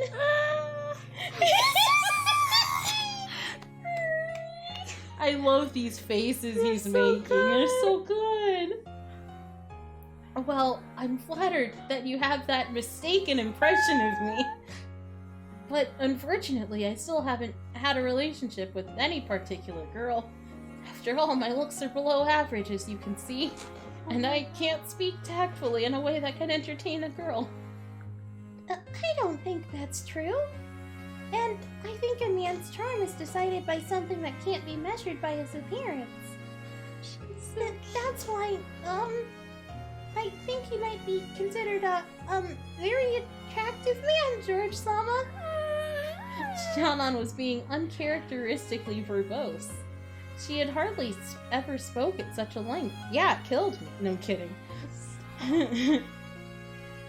George seemed fairly pleased to hear someone applaud his charm like this, but he was just a little surprised at this sudden high praise.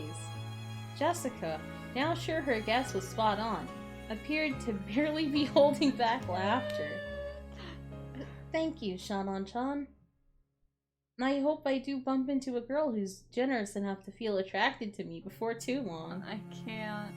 Yes, I'm sure you'll run into one. I'm sure there's at least one. No, a lot of girls who will recognize your real charm.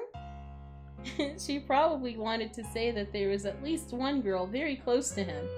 Shannon avoided saying that much, drawing a final line as a servant. I can't. Really? I'm losing it. I guess I'm kind of embarrassed. He had probably never been praised this heavily by a girl before. He's into it. He's into it. He's got a praise kink. You know he does. Look at this face. You tell me he doesn't have a praise kink. Come on now. I can't. He's into it.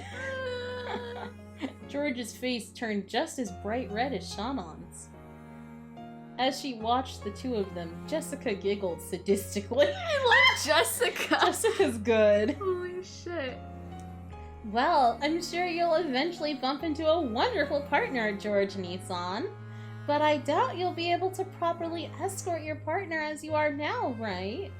It looks like you're diligent, but you've completely abandoned your study of that. Oh my god. Sorry about that. I'll start studying that bit by bit. I fucking can't. And how do you plan to do that all by yourself?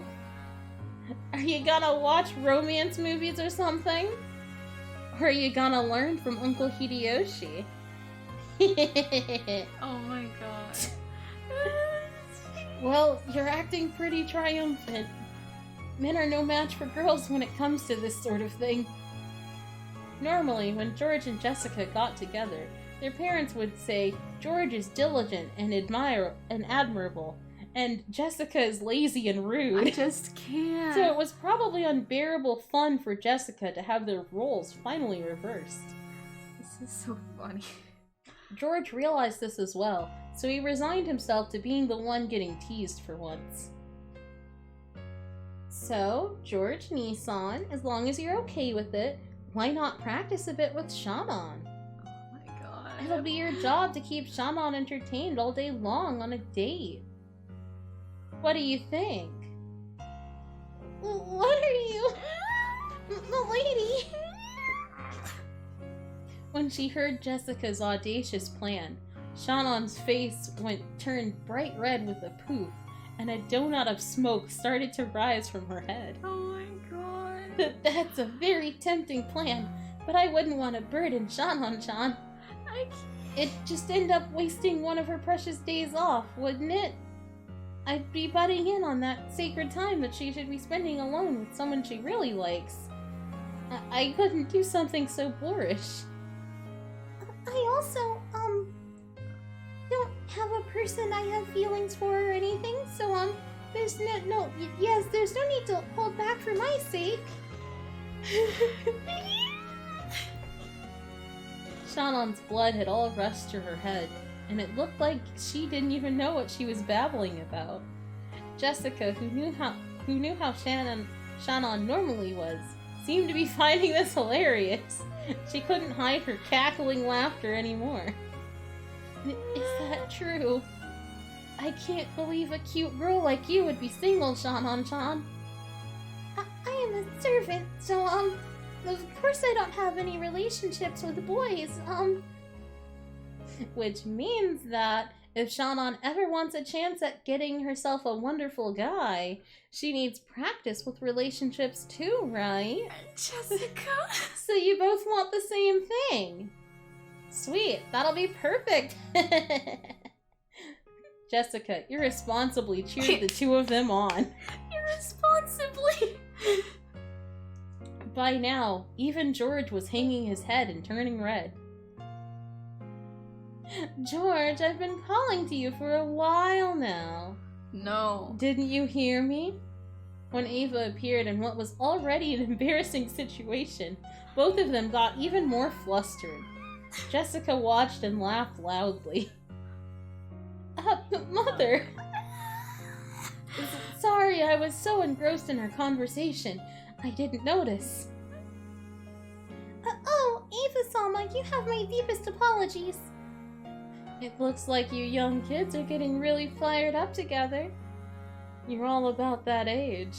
Oh, I know how kids your age can talk about that sort of thing forever. I can't. Come on, you're still young yourself, Aunt Ava. Please, tell us how you and Uncle Hideyoshi met. Oh my, there's no way I could say that. Wait, what? Oh my god. You all really are so young. So what is it, Mother? You called because you wanted something, right? Your father and the rest have finished talking. We're going to talk to Grandfather about you, so come on. That was weird. We're going to talk to Grandfather about you, so come on. About me? What could that be? The same thing you were all talking about just now. You know what I mean, right? Oh, that isn't really something we need to talk to Grandfather about, right? What's going on? Wait, George Nissan, are you getting married? Congratulations! I'm losing it. No! Didn't I just say I didn't have a particular woman I was interested in? That isn't something to brag about, is it? Good grief. Ava smiled bitterly, looking a little exasperated. Oh, I get it. George Nissan, it's one of those, right? And Omiyai. Oh, Omiyai? Omiyai. A marriage meeting. A marriage meeting, you say? Well, yeah. His face. Surely, as a man, George wanted to find a partner by himself and bring her home with him. So it seemed he thought it a bit pathetic to meet his partner for the first time in a marriage meeting arranged by his parents. Shouldn't marriage meetings be done at a more mature age? I still don't feel like I've become a full-fledged adult. Of course, we have no desire to rush into an immediate engagement or marriage, right? There's nothing wrong with deepening your friendship first and then having her move to our family register after you've gotten older and settled down. Judging by Ava's forceful attitude and George's non-committal one, the others could catch a glimpse of the story behind this marriage meeting. God, it hurts. They didn't know who George was supposed to be meeting, but it was surely someone who would profit Ava's family in a business sense. The very fact that they'd be satisfied with a mere engagement to deepen the relationship between the two families, rather than an immediate marriage, made it almost feel like a political maneuver. You see, marriage isn't something you should enter into isn't something you should enter into only after you start liking someone. You marry first, and then you adjust.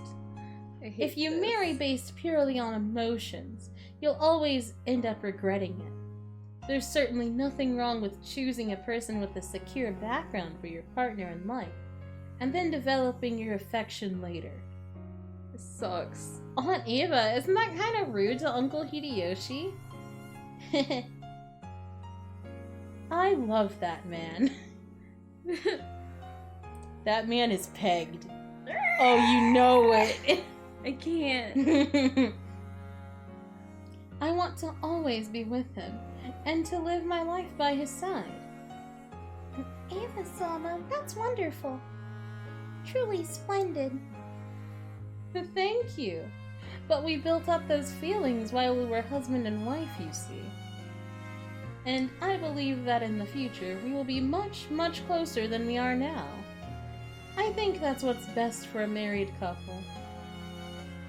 Still, I don't think you can use that to argue that it's okay to marry someone you don't even like. But it also doesn't mean that it's okay to marry someone that, but it also doesn't mean that it's okay to marry anyone as long as you like them. It only takes an instant to get married, but your life as a married couple will last a long, long time after that. So you should search with prudence and avoid making decisions based on momentary emotions. Don't you think a matter like this would be better handled by us, rather than a person lacking in life experience such as yourself? That may be true, but I'm proud of you, my only son. You've grown magnificently, and I'm sure you'll do us proud no matter where you go. And now that Battler-kun has left the family register, you are father's only male grandchild carrying his blood. We must prudently choose a fitting partner for you. As everyone related to the Ushirimiya family knew, Ava adored George immensely. That's right. Oh my god. God, it's like bad. But that didn't mean she had pampered him. She had been strict with him and had raised him into a wonderful boy who wouldn't betray her expectations. That was why she treasured him so.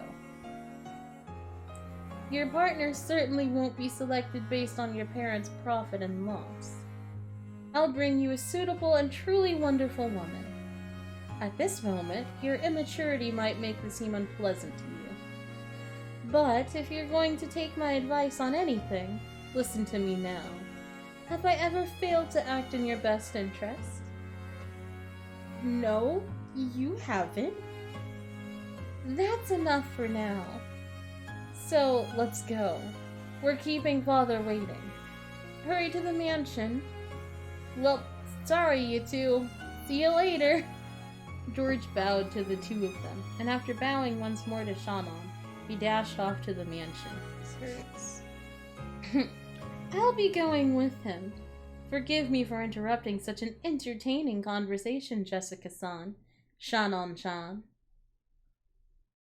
No, please, don't worry about it. Come on, Shannon. Let's go! Yes. It's okay. I'm sure you'll meet someone wonderful soon too, Jessica-chan. A wonderful person suitable for you. So if he's at the same level as me, you mean a guy with shit grades? That kind of pisses me off. I can't. And of course, you too, Shannon-chan. I'm sure that a wonderful man suitable for you will appear. Yes. Thank you very much. I fucking can't. As Ava giggled and smiled, she approached Shannon's ear with a hand over her mouth, as though she was trying to tell her a secret. Huh? Oh god.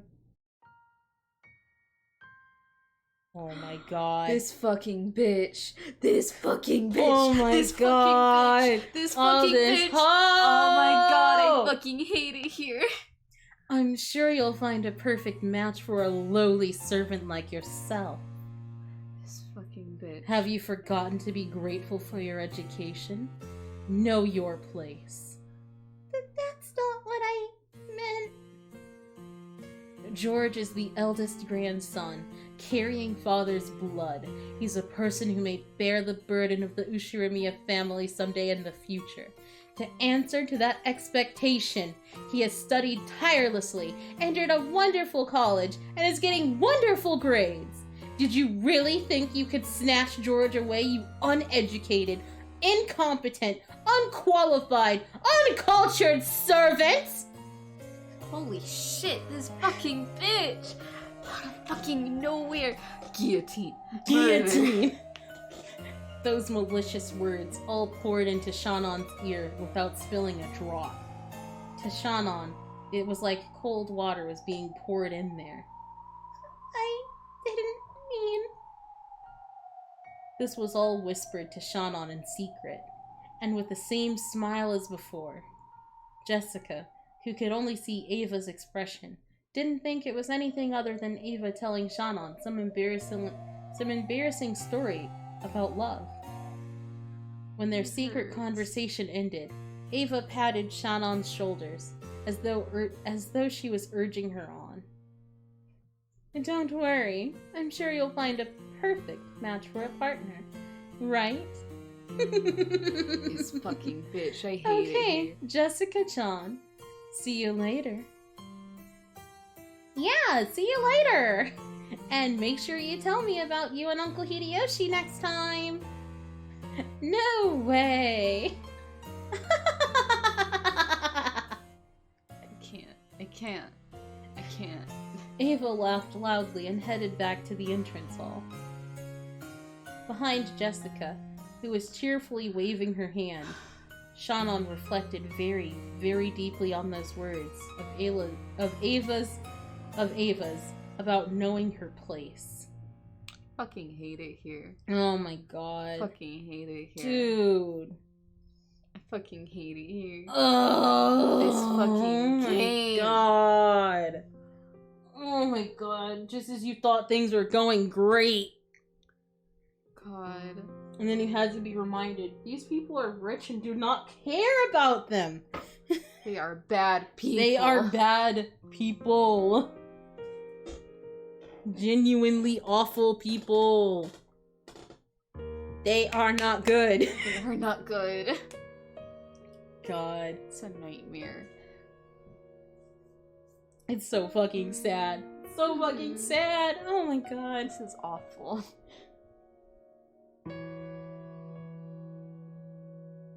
It's time for me to take a serious look at how full of myself I've been acting. I forgot. I'm furniture. Furniture isn't human. So, I am a being who must feel gratitude for even being treated like a human.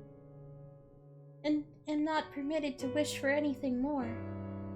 People sometimes develop affection for furniture they're used to using, but that is an emotion on the human side, and the furniture has no right to hope for such a thing. It's enough that furniture serves with simple honesty day after day. That feeling I got when talking to George-sama and Jessica-sama is the same as a forbidden drug to me. In other words, it may be an emotion I must never experience. Shannon, you've had your head in the clouds for some time now. Do you not feel well? No. My apologies. Natsuhi's words were right on the mark. Even Shannon couldn't believe that she hadn't noticed Natsuhi until she called. Normally, it was essential that she focus on her cleaning at this time of day, but she'd spent all her time sighing and hardly making any progress. Even when there aren't any guests around, you must always be alert. Behavior like this is shameful for an Ushirimiya family servant. Yes, ma'am. I will take care from now on. The head and my husband will return very soon. Have you finished cleaning the study? Have you finished cleaning the staircase? My apologies. Not yet. Yes, I know. So I had Lunan do it. While you were plodding around cleaning the hallway, she finished cleaning the study and the staircase. That's because, I wanted to clean it properly, so I took some time.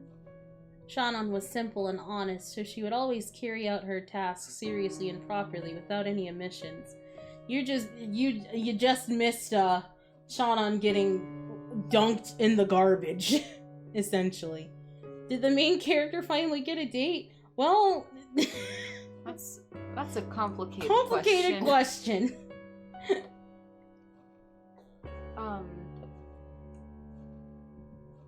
Shannon's self-esteem is in the garbage, and we're in hell. And we're in hell, yeah. That's about accurate. So she was always slow with her work.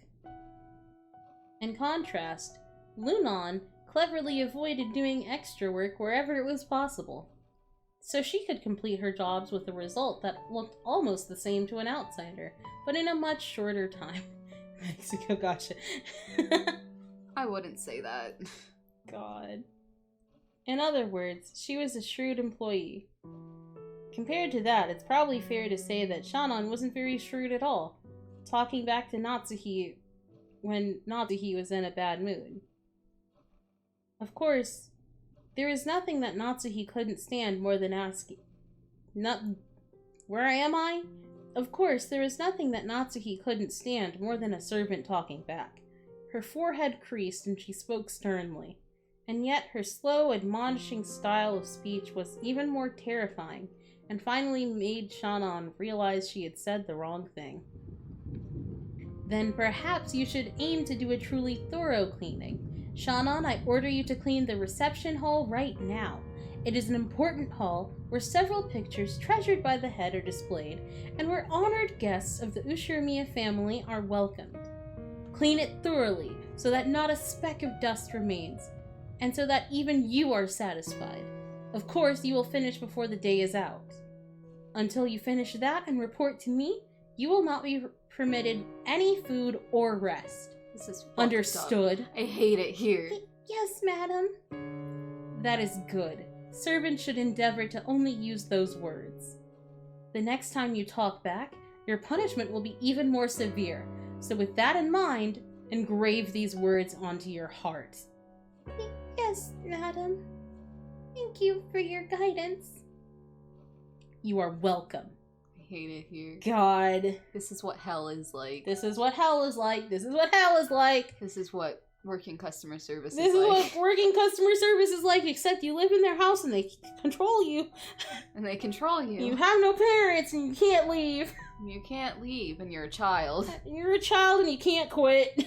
You have no way. You know no one outside of this fucking house, so you can't go anywhere. You're just stuck.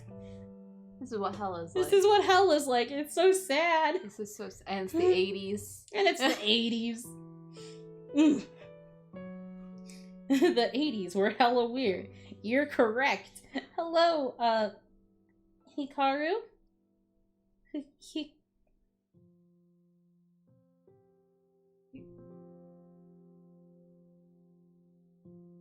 you have a preference?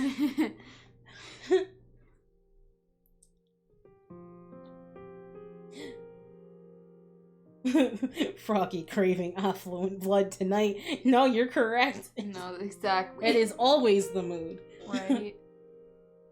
Behaving as though her headache was troubling her, Natsuhi headed off down. Behaving as though? Are you fucking kidding me? Oh, your headache's troubling you. Oh, fucking okay. Shut the fuck up. All you do is walk around, talk about your headache, and order people around. and then It's fucking like- go to your room. Get the fuck out of here. It's like, don't tell me the headache is a fake thing. Don't tell me you're faking that shit. I'll be so mad. Kill you. I'll kill you where you stand. The nightmare. But yeah, hello Hikaru. Yeah. Behaving as though her headache was troubling her. We're on episode 2. Just the beginning of episode 2. Natsuhi headed off down the corridor. When she couldn't see her anymore, Shannon hung her head and sighed. This was what happened when she had her head in the clouds.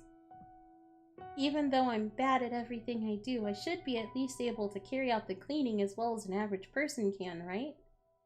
It's because I can't even perform that very well. I'm crying so pathetically. She's fucking crying. It's so fucking sad.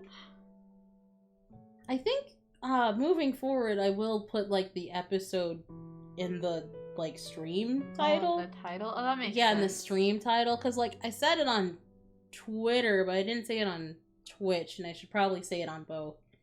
I didn't think about it. You know, but just yeah, in that makes case. sense. Yeah. But what's even more shameful is that not only have I been unable to perform a single bit of cleaning well, but just now when Natsuhi was scolding me, I imagined that person appearing and rescuing me. If only George-sama were here, would he casually step in and save me?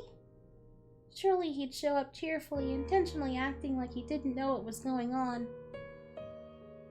Nimbly change the subject and make me forget I'd ever been rebuked by Natsuhi. I kept envisioning him, suddenly appearing from the other side of the door, or the other end of the hallway. I envisioned the kind of person that would be an appropriate partner for him in a marriage meeting. God, Shannon she just deserves better. She just deserves better. She just deserves all the more time. and better. So sad. So sad. And I envisioned how unfitting I was for him. Ava clearly told me. It's been repeating over and over in my dreams. It hurts. You're still as clumsy as always, Nissan. Milady has been in a bad mood since this morning. That just now happened because you talked too much when you should have just hung your head in silence. Kanon-kun. Kanon was suddenly there. His footsteps were always quieter than a cat's, and he never left any trace of his presence. He probably could have stood there forever, and she still wouldn't have noticed him. The expression on Kanon's face was one of hatred. He made that expression for Shannon, who didn't know how to do it herself. He's so valid. Madam and Lunon can fall into hell. That person knows where Madam checks and only cleans those areas. Her cleaning just now was like that. I know because I saw. She wasn't really cleaning. She's just the worst kind of parasite, leeching off of your thorough cleaning. You mustn't use such dirty words. I love Kanon. He's so good! He's so good! I just can't. Dirty words pollute your clean soul, Kanon-kun. No, he's great. He's doing great. Don't worry about him. So, at least don't use those words in front of me, okay? Kanon turned away as though sulking. It was a reaction that hid his true feelings, which was very like Kanon. But I was a little happy. You stop! I know. He was getting mad for my sake. Cleaning the reception hall will be tough. I'll help. Thank you. But I was the one Madam ordered, so don't worry. They're pure emotion. God, yeah. I can't. Don't you also have your own work, Kanon-kun? My favorite character so far.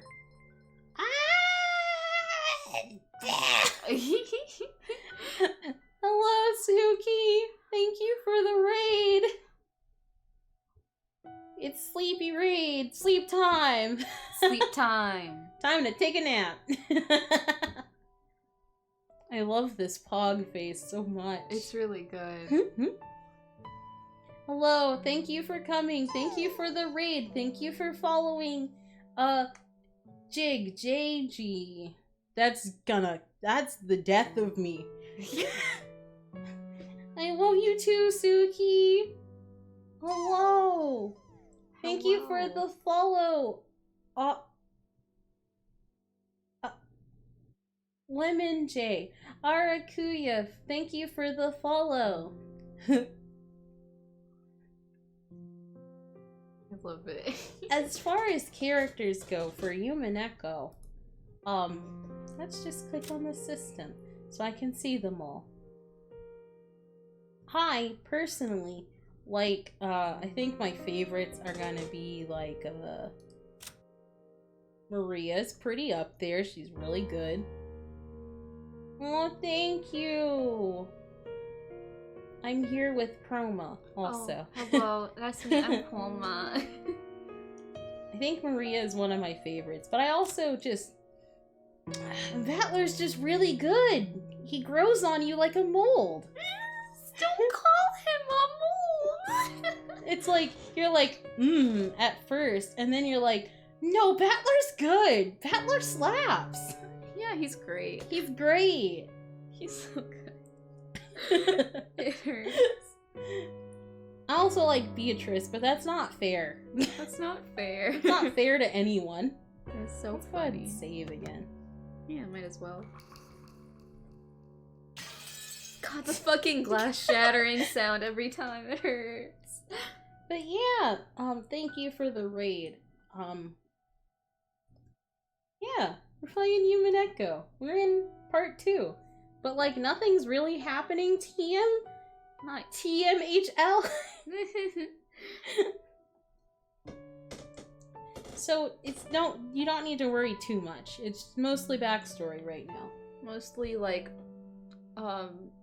Shannon like just getting shit on by all of the people she works for, and it's like, I hate it here. But Kanon's here to help, and that's pretty pog of him. I love him. He's good. He's a good good baby boy. He's a good baby boy. Look at his little beret. Look at his little beret. Look at that angry face. He's got real Sasuke energy going on. Yeah. He's Okay. great.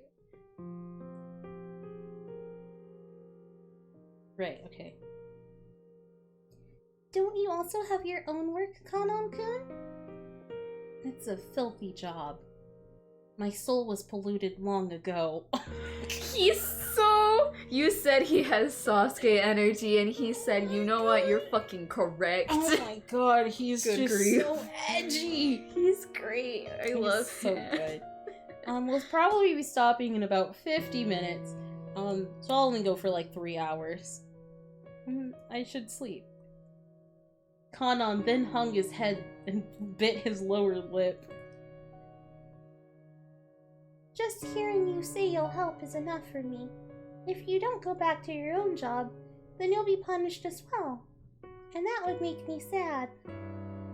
Shannon knew Kanon's character well. Sometimes he didn't think enough about himself. If I don't refuse forcefully, he'll help me even if it means neglecting his own job.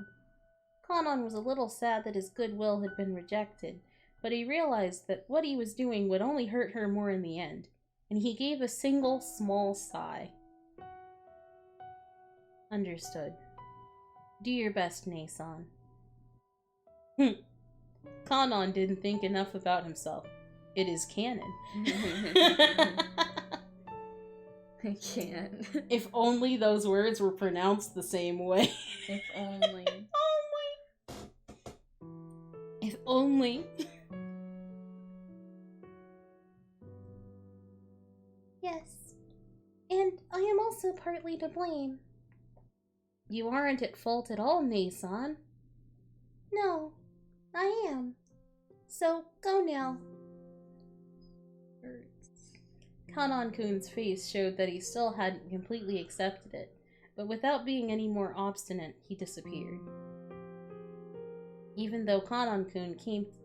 Oh my god. Even though Kanon-kun came to give me words of comfort when I was down, even so, I was dejected again because it wasn't him.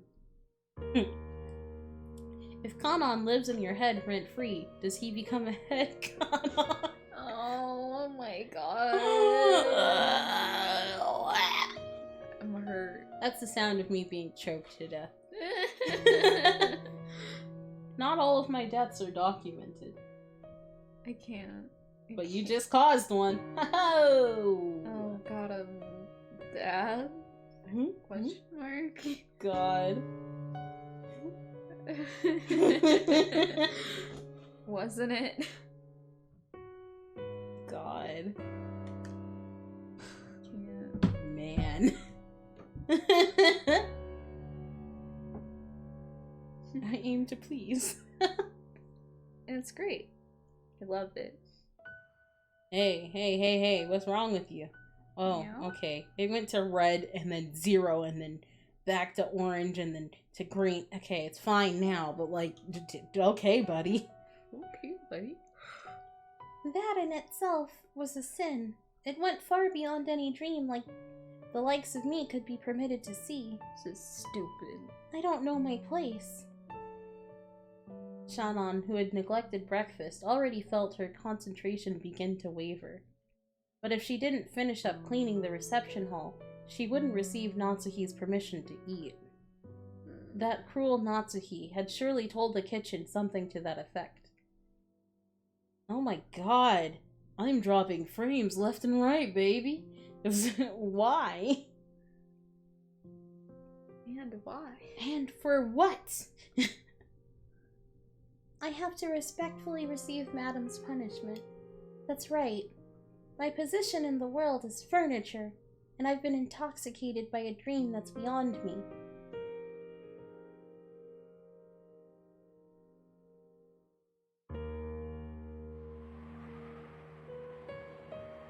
I finished cleaning the hallway and went to the reception hall.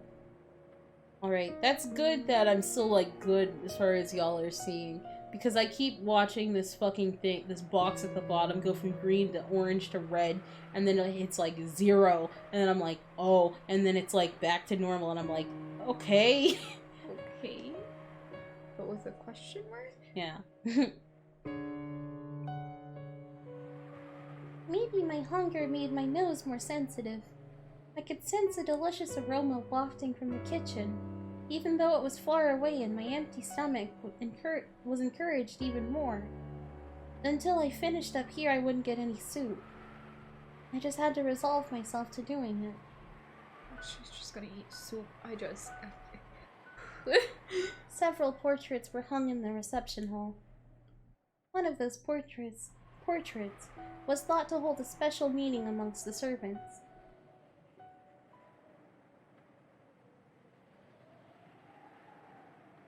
It was the portrait of the witch. God, yeah, Natsuhi's suffering, but like, come on, you can't just beat the shit out of the person below you. Also, have a good night, you see? Have a good night. Enjoy your hop into the night. Come back with snacks. No, I'm kidding. Good hop. Didn't work. Yeah, it didn't work.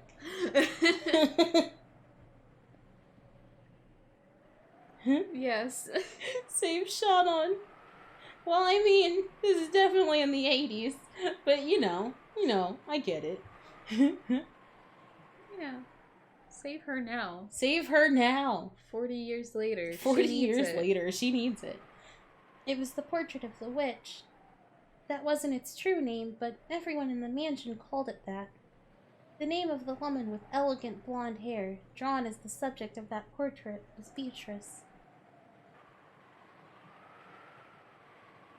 It was whispered that she might be the former mistress of Kinzo, the family head.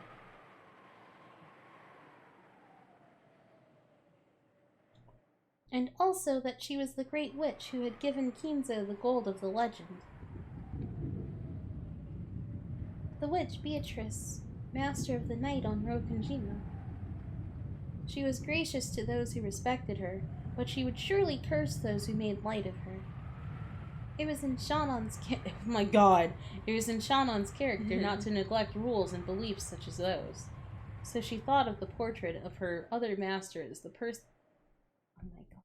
So she thought of the portrait of her other master as that person herself, and always treated it carefully, treasuring it. And it had become part of her daily routine to tell the witch, who only existed inside the portrait, the secrets of her heart. She was furniture.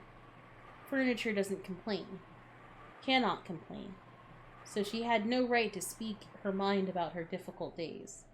She had no right to open her mouth and to say those words. So she at least spoke her mind inside her heart. She spoke her mind inside her heart using words she couldn't say aloud, and protested to the formless witch. Of course, the witch didn't answer. She didn't console, and she didn't laugh at all. Shannon could only interpret that silence as she liked, as though the witch were responding agreeably.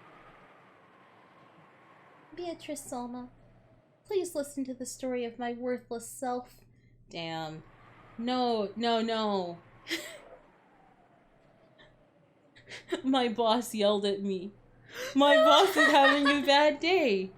No depression. No depression. No depression. My boss yelled at me. I'm worthless. I am worthless. Depression. I hate it. God. Anyways. As Shannon wiped the dust from the witch's portrait, she spoke that inside her heart. I certainly am incompetent and uncultured, just as Ava Salma said. I am not a person, so maybe I have no right to love. But in that case, why was I given a heart that can know love? At that point, Shannon held back her tears for a moment. The sound of the rain, which had started falling, along with the chill air in the reception hall, made her feel as though her shabbiness had increased another level. Real furniture doesn't have anything like a heart. So they don't have to love people, right? So they don't feel pain. If I'm just another piece of furniture, why do I have a heart? If it's going to be this painful and this harsh, I wish I was never given a heart like this. That was awful. That was horrifying. I see. Oh no, I see. So a heart was given to furniture. It would seem that even that man is capable of some quite amusing things every now and then. What? The witch that never answered or laughed, answered, and laughed. Was it my imagination? Was I hearing things? No, that's wrong. After all, the next words became a voice and I could not hear them, not with my heart, but with my ears. What is music? Humans have continually searched for the elements that make up the world, since before the modern era. It is said that in ancient times, the Greeks tried explaining the world with the 4 elements of wind, fire, water, and earth. And after that, over several millennia, humans added several elements to those 4, trying to explain the world with several interpretations, such as the 5 elements, the 6 elements, the 7 elements, the 8 elements, and the 12 elements. But they were never able to describe the one sole truth that exists, the single element. However, a single man appeared by the guidance of a star, and finally explained the single element that makes up the world. Know what it is? Oh, well, who? Shannon fearfully turned around.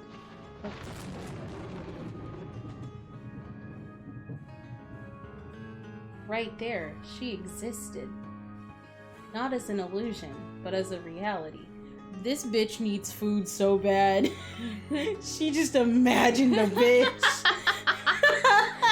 This isn't an illusion or a hallucination. Oh my god, no, this bitch so hungry. She about to black out. And she said, you know, what if this bitch in this picture just appeared and spoke to me? I can't. I can't. I can't. God. The contrast made by the lightning made it clear that this was no mere daydream, sure. It's love. The witch of the portrait elegantly held a golden pipe to her mouth and giggled.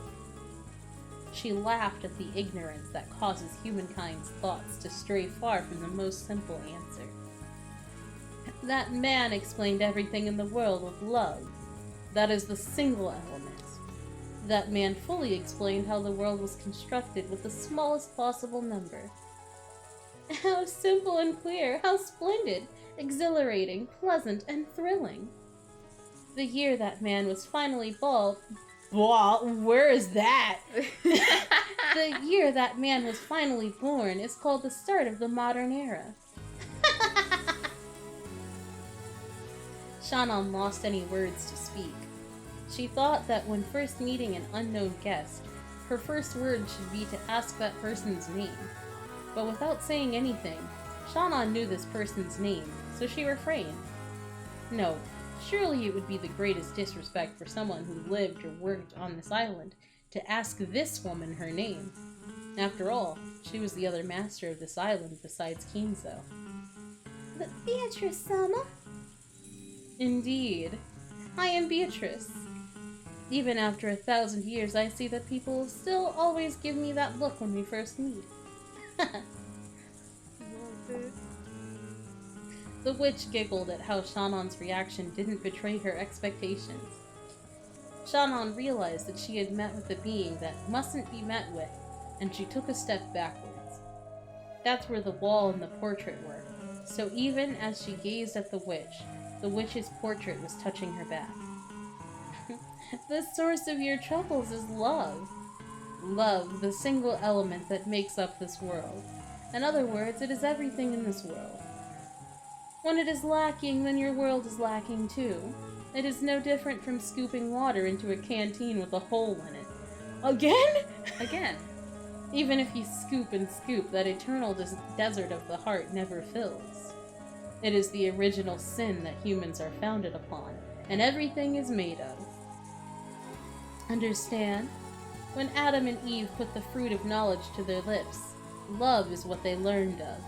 Because of that, humans were chased out of the garden and became fully human, which means that knowing love and suffering is what makes one human. You kind-hearted child, you ought to be praised. Now that you have gained this knowledge, you are no longer furniture. You are now human. I recognize that with all the authority of my name. Well... Is it hard for a common person to understand? Very well then. Forgive me. It has been a long time since I have spoken with a human.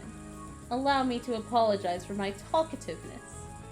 Without waiting for a reply from Shannon, Beatrice laughed pleasantly for a while. I love For it. a while! For a while. She's laughing.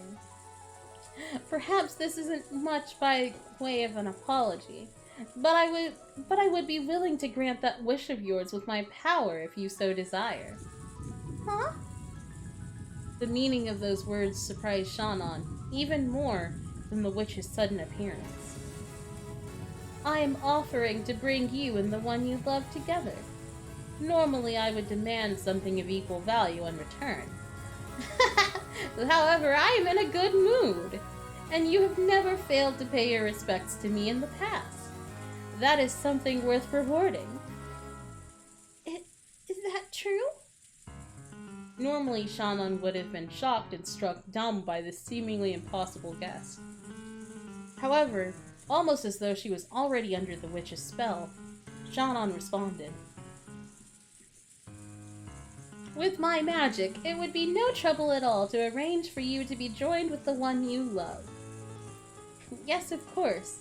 Shannon almost said that without thinking, but she held back her last bit of common sense.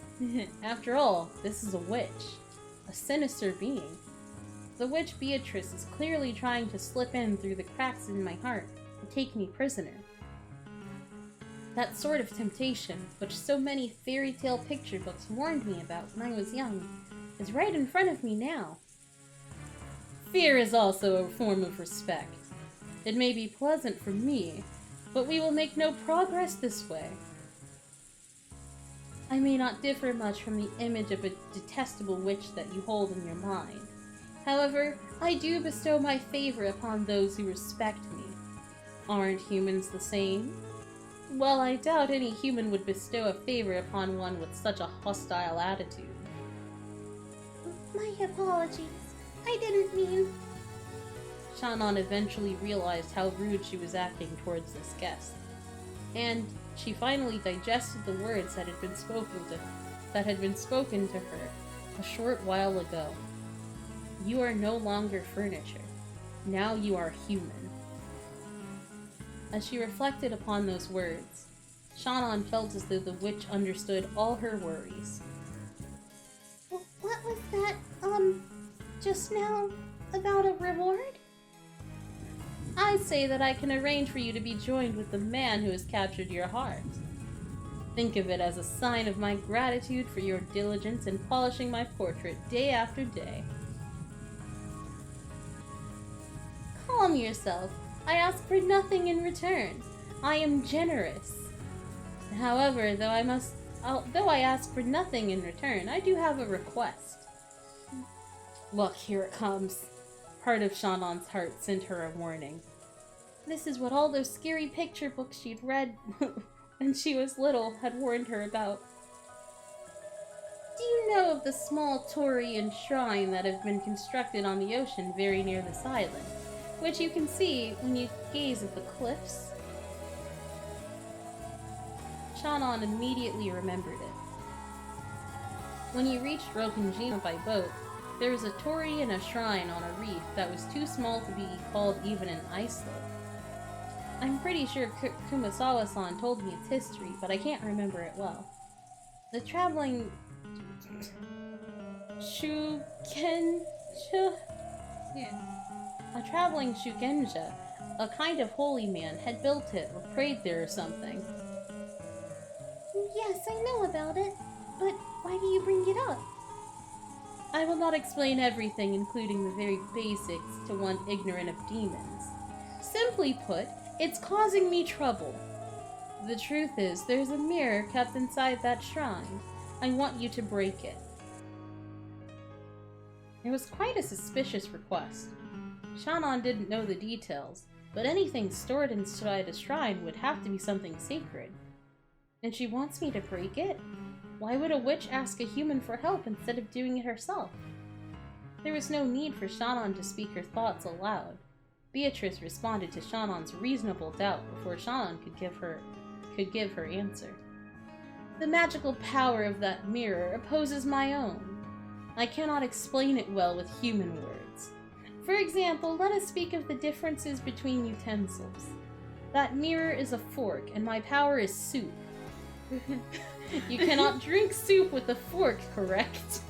This is so funny. If only the resistance of that mirror were gone, I could produce a spoon, ideal for drinking soup. After that, I could drink soup as I pleased, and even dig my way out of a rocky prison. I could even gouge someone's eye out with it. Was that not the phrase? I don't know what you're talking about. If my poor education is to blame, I apologize. It comes down to this.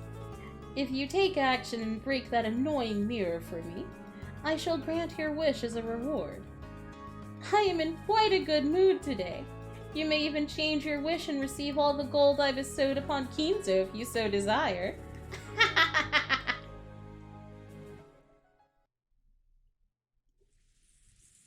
I refuse.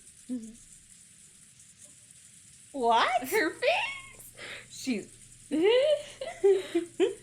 When she heard Shannon's words, Beatrice realized for the first time that her expectations had been betrayed.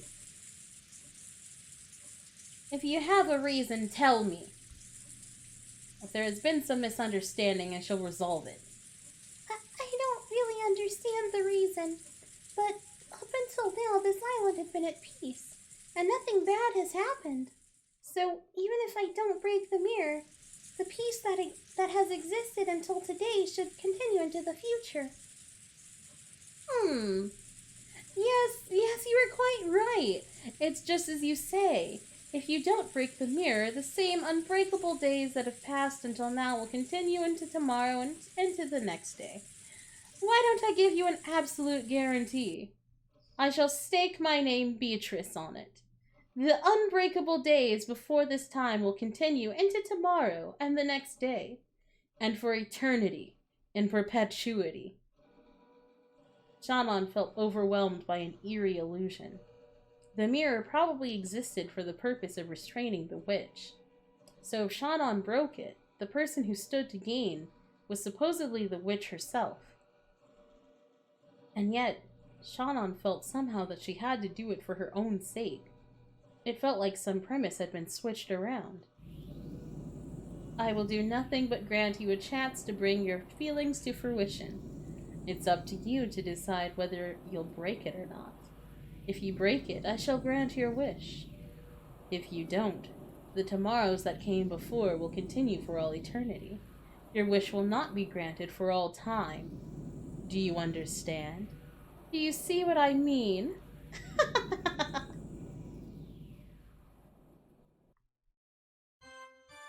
The witch was speaking. She was pressing Shannon, saying she must break the mirror if she ever wanted to be united with George. It was a declaration that Shannon's feelings would never be brought to fruition unless she broke it. Please, stop it. I don't want to hear something like that. It was never my goal to cause you pain. Oh well. When love leads to madness, that is when we see the true charm of humanity. Enjoy that emotion to your heart's content. However, if you wish to borrow my power, feel free to break that mirror at any time, and then you may yell my name and awaken me. I will certainly keep my promise. This way you should have no complaints, right? I won't force you to decide right now. Easy, is it not? Was it really such an easy thing to do? No, it certainly wasn't. To Shannon, who was burning with infatuation and worried by love, being tempted constantly and eternally with a way out was truly a cruel trial. I won't set a time limit on that promise, but there is a time limit on the magic that can grant you your wish. That limit is not of my making. The one you love will decide it himself. You see my meaning? No, I don't understand. When the one you care for finds the partner to whom he ought to pledge his love, that limit will be reached. I may be a witch, but I'm no demon. I possess no magic to tear apart a pair of those who love each other.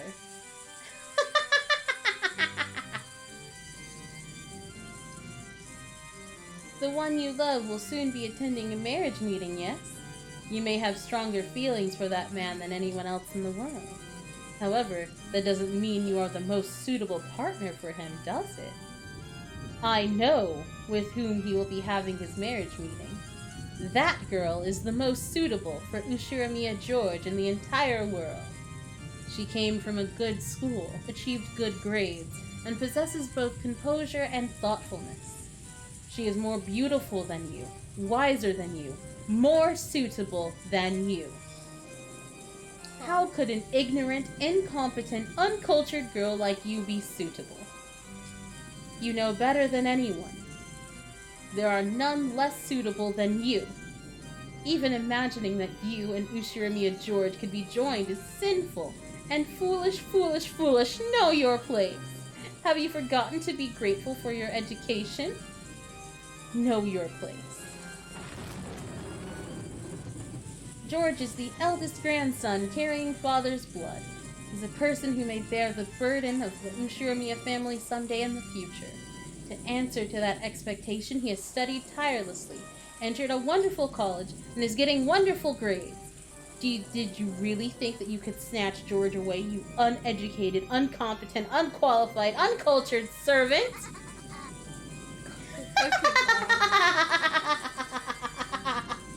Ooh, that would kill me. That much laughing. Stop it! Don't bully Shannon! Who the hell are you? At that time, as Shannon held her head, trying to protect her heart from the blade of Beatrice's words, Kanon ran in front of her. Kanon didn't care who this woman was. If this was an enemy tormenting Shannon, whom he loved and respected as a sister, nothing else mattered. Kanon-kun, stay back! This person is... It seemed Kanon also realized that the being standing before him was the witch of the portrait, and also that she was something to be feared. I simply wished to give Shannon a chance to claim her reward, but it seems I said too much and ended up hurting her. I must apologize for that. But I shall leave behind that promise as a reward to you. If you need my power, call me at any time. I have already told you how. Well then, let us call it a night. Hostile gazes may be pleasant, but they damage your beauty, yes?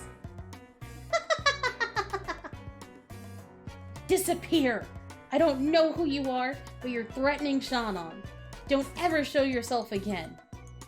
Kanon's words seemed to deeply annoy the witch. Watch your language, lowborn. Lowborn. I may be gracious to those who respect me, but I am brutal to those who do not. While she still smiled, the witch's face began to twist itself. Then, an oppressive feeling that couldn't be noticed with any of the five senses gradually filled the room. I'll stop talking for a second so you can hear that shit. Awful. No, I don't like it. Even though they couldn't understand it, they immediately realized it was something terrifying. When you swim in the ocean and something large passes by in the water beneath you, you want to escape to land even before you learn what it is. That's exactly what this was like. Please stop, Beatrice-sama. Kanon-kun is still a child. I apologize for his language. Her face. Kanon placed his body between the witch and Shannon. There was tense sweat on his forehead. At that time, the witch certainly held Kanon's fate in the palm of her hand. She didn't even need to lift a finger. She held a grasp on his fate so tight that a single twist of her smile could easily crush it. Kanon understood that as well. So he started sweating. His knees felt weak. However, Beatrice abruptly released that feeling of tension and laughed. Very well. If you ask, I will forgive you just this once. Kanon, is it? In deference to her, I shall forgive you tonight and send you off. You ought to thank me. Well then, let us call it a night. In parting, I shall leave you with a small souvenir. Hold out the palm of your left hand, you two. When Beatrice grinned broadly and snapped her fingers, their left hands stretched out in front of them against their will, and their palms open. It was a strange sensation, as though only their left hands now belonged to someone else. It felt like only their left hands had become puppets, which were being pulled by strings hanging down from the ceiling. What are you trying to do? Kanon resisted, but he couldn't retract his hand of his own free will. Don't struggle. It will be over soon. When Beatrice held her pipe aloft, a gold-colored sparkling dust came out of the smoke and hovered in the air. That sparkle eventually became several gold butterflies. The beautiful butterflies danced freely throughout the reception hall, forming a fantastical and beautiful world. And two of those butterflies alighted on the palms of Shannon and Kanon's hands. Ouch! There was a sharp pain, as though they had been burned, when the two of them tried to examine their palms that hold on That hold on their bodies, which had been there a second ago, had gone without a trace. A mark? What is... There was now a tiny burn mark on the palm of her hand, and it was shaped like a butterfly. What is this supposed to be? Apparently, Tanon had the same mark on his hand. He stared at the witch hatefully. A simple greeting. I have no hidden motive. It is nothing more than a bruise, so it will heal in just a few days. There's not even any need to care for it. I made that mark so that tomorrow you will not forget that I truly was here, and that I made a promise with you. An encounter with me can be quite shocking. Sometimes, when the next morning comes, people try to think of such an encounter as a dream or an illusion. You ought to consider this slowly and carefully, Shannon. And you should probably take a good rest. Look at my mark tomorrow morning, and try considering it again. I shall not coerce you in any way. You should freely decide your future by your own will. Still, to think that one could obtain the object of their desire for such a small price. Surely this would annoy to no end the great artists who write plays about blighted love. Well then, let us meet again when the chance arises. How entertaining it is to have a conversation again after so much time. Goodbye, furniture.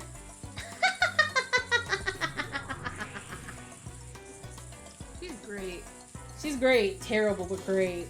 I love that she's like, oh yeah, people just like to think it's a dream, so I just put bruises on their hands now. I just burn bitches. I just burn bitches. Beatrice's body crumbled like smoke and blew away.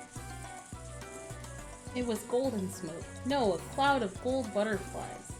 They scattered in all directions inside the reception hall, leaving a golden splash before disappearing into thin air. After that, only the cold silence was left. It was so silent, it made both of them think they might have been daydreaming until just a moment ago. Which was why the witch had left those marks. She had done so to make it impossible for them to think of this as a daydream. As Shannon and Tanon remembered the butterfly bruises on their hands, the pain they'd felt when they'd been made, they kept standing still, stunned.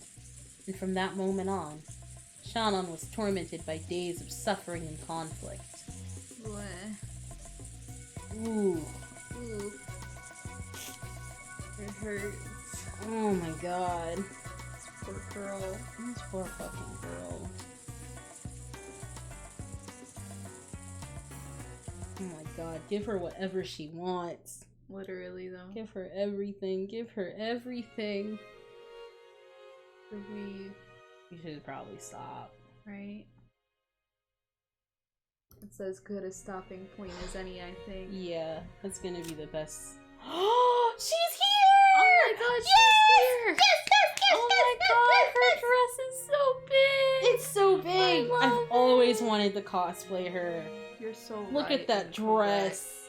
It's so good. I'm so happy she's here! I'm so glad. The Golden Witch, who has lived for 1,000 years.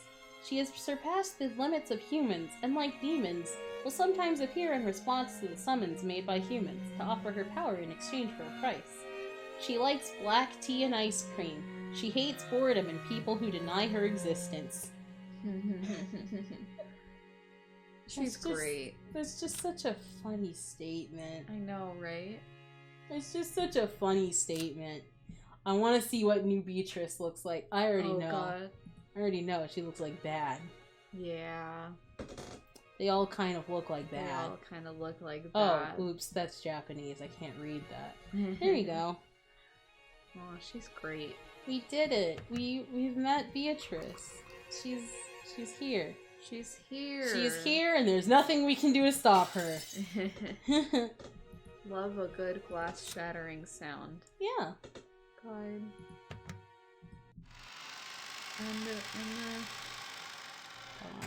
And the door creaking sound, also horrifying. Horrifying, yeah.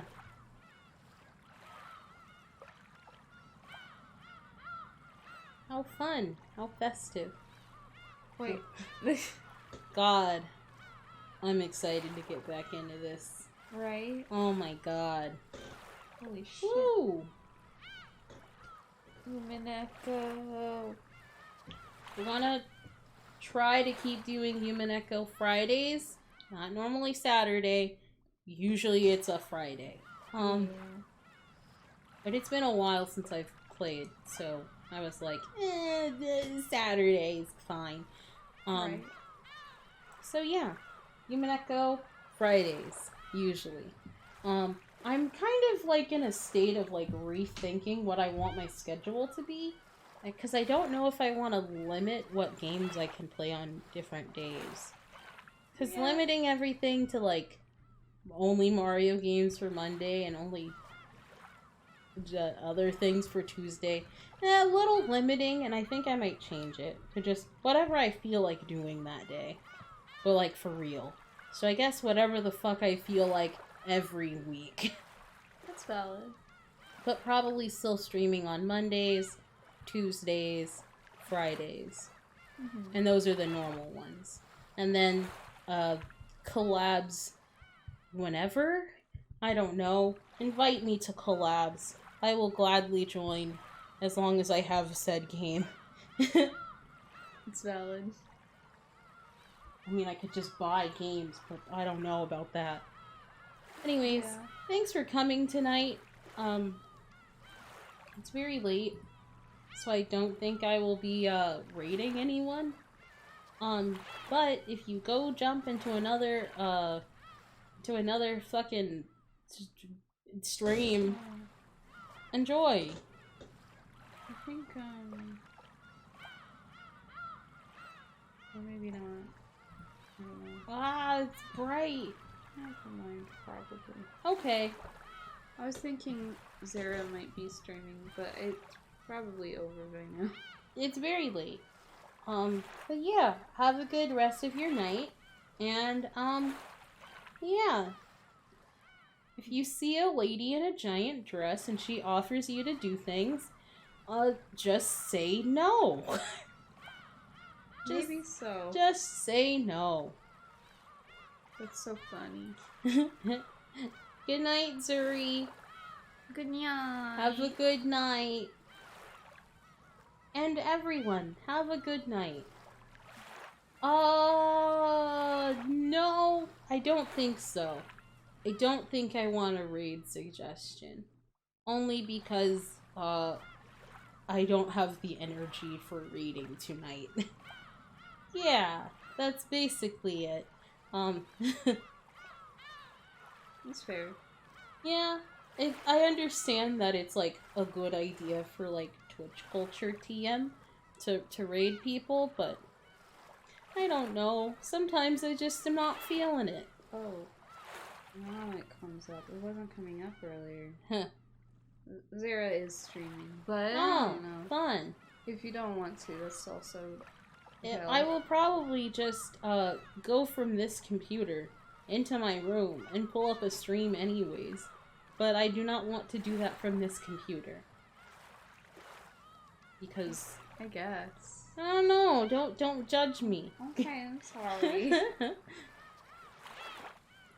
But yeah, you will have more streams on other days.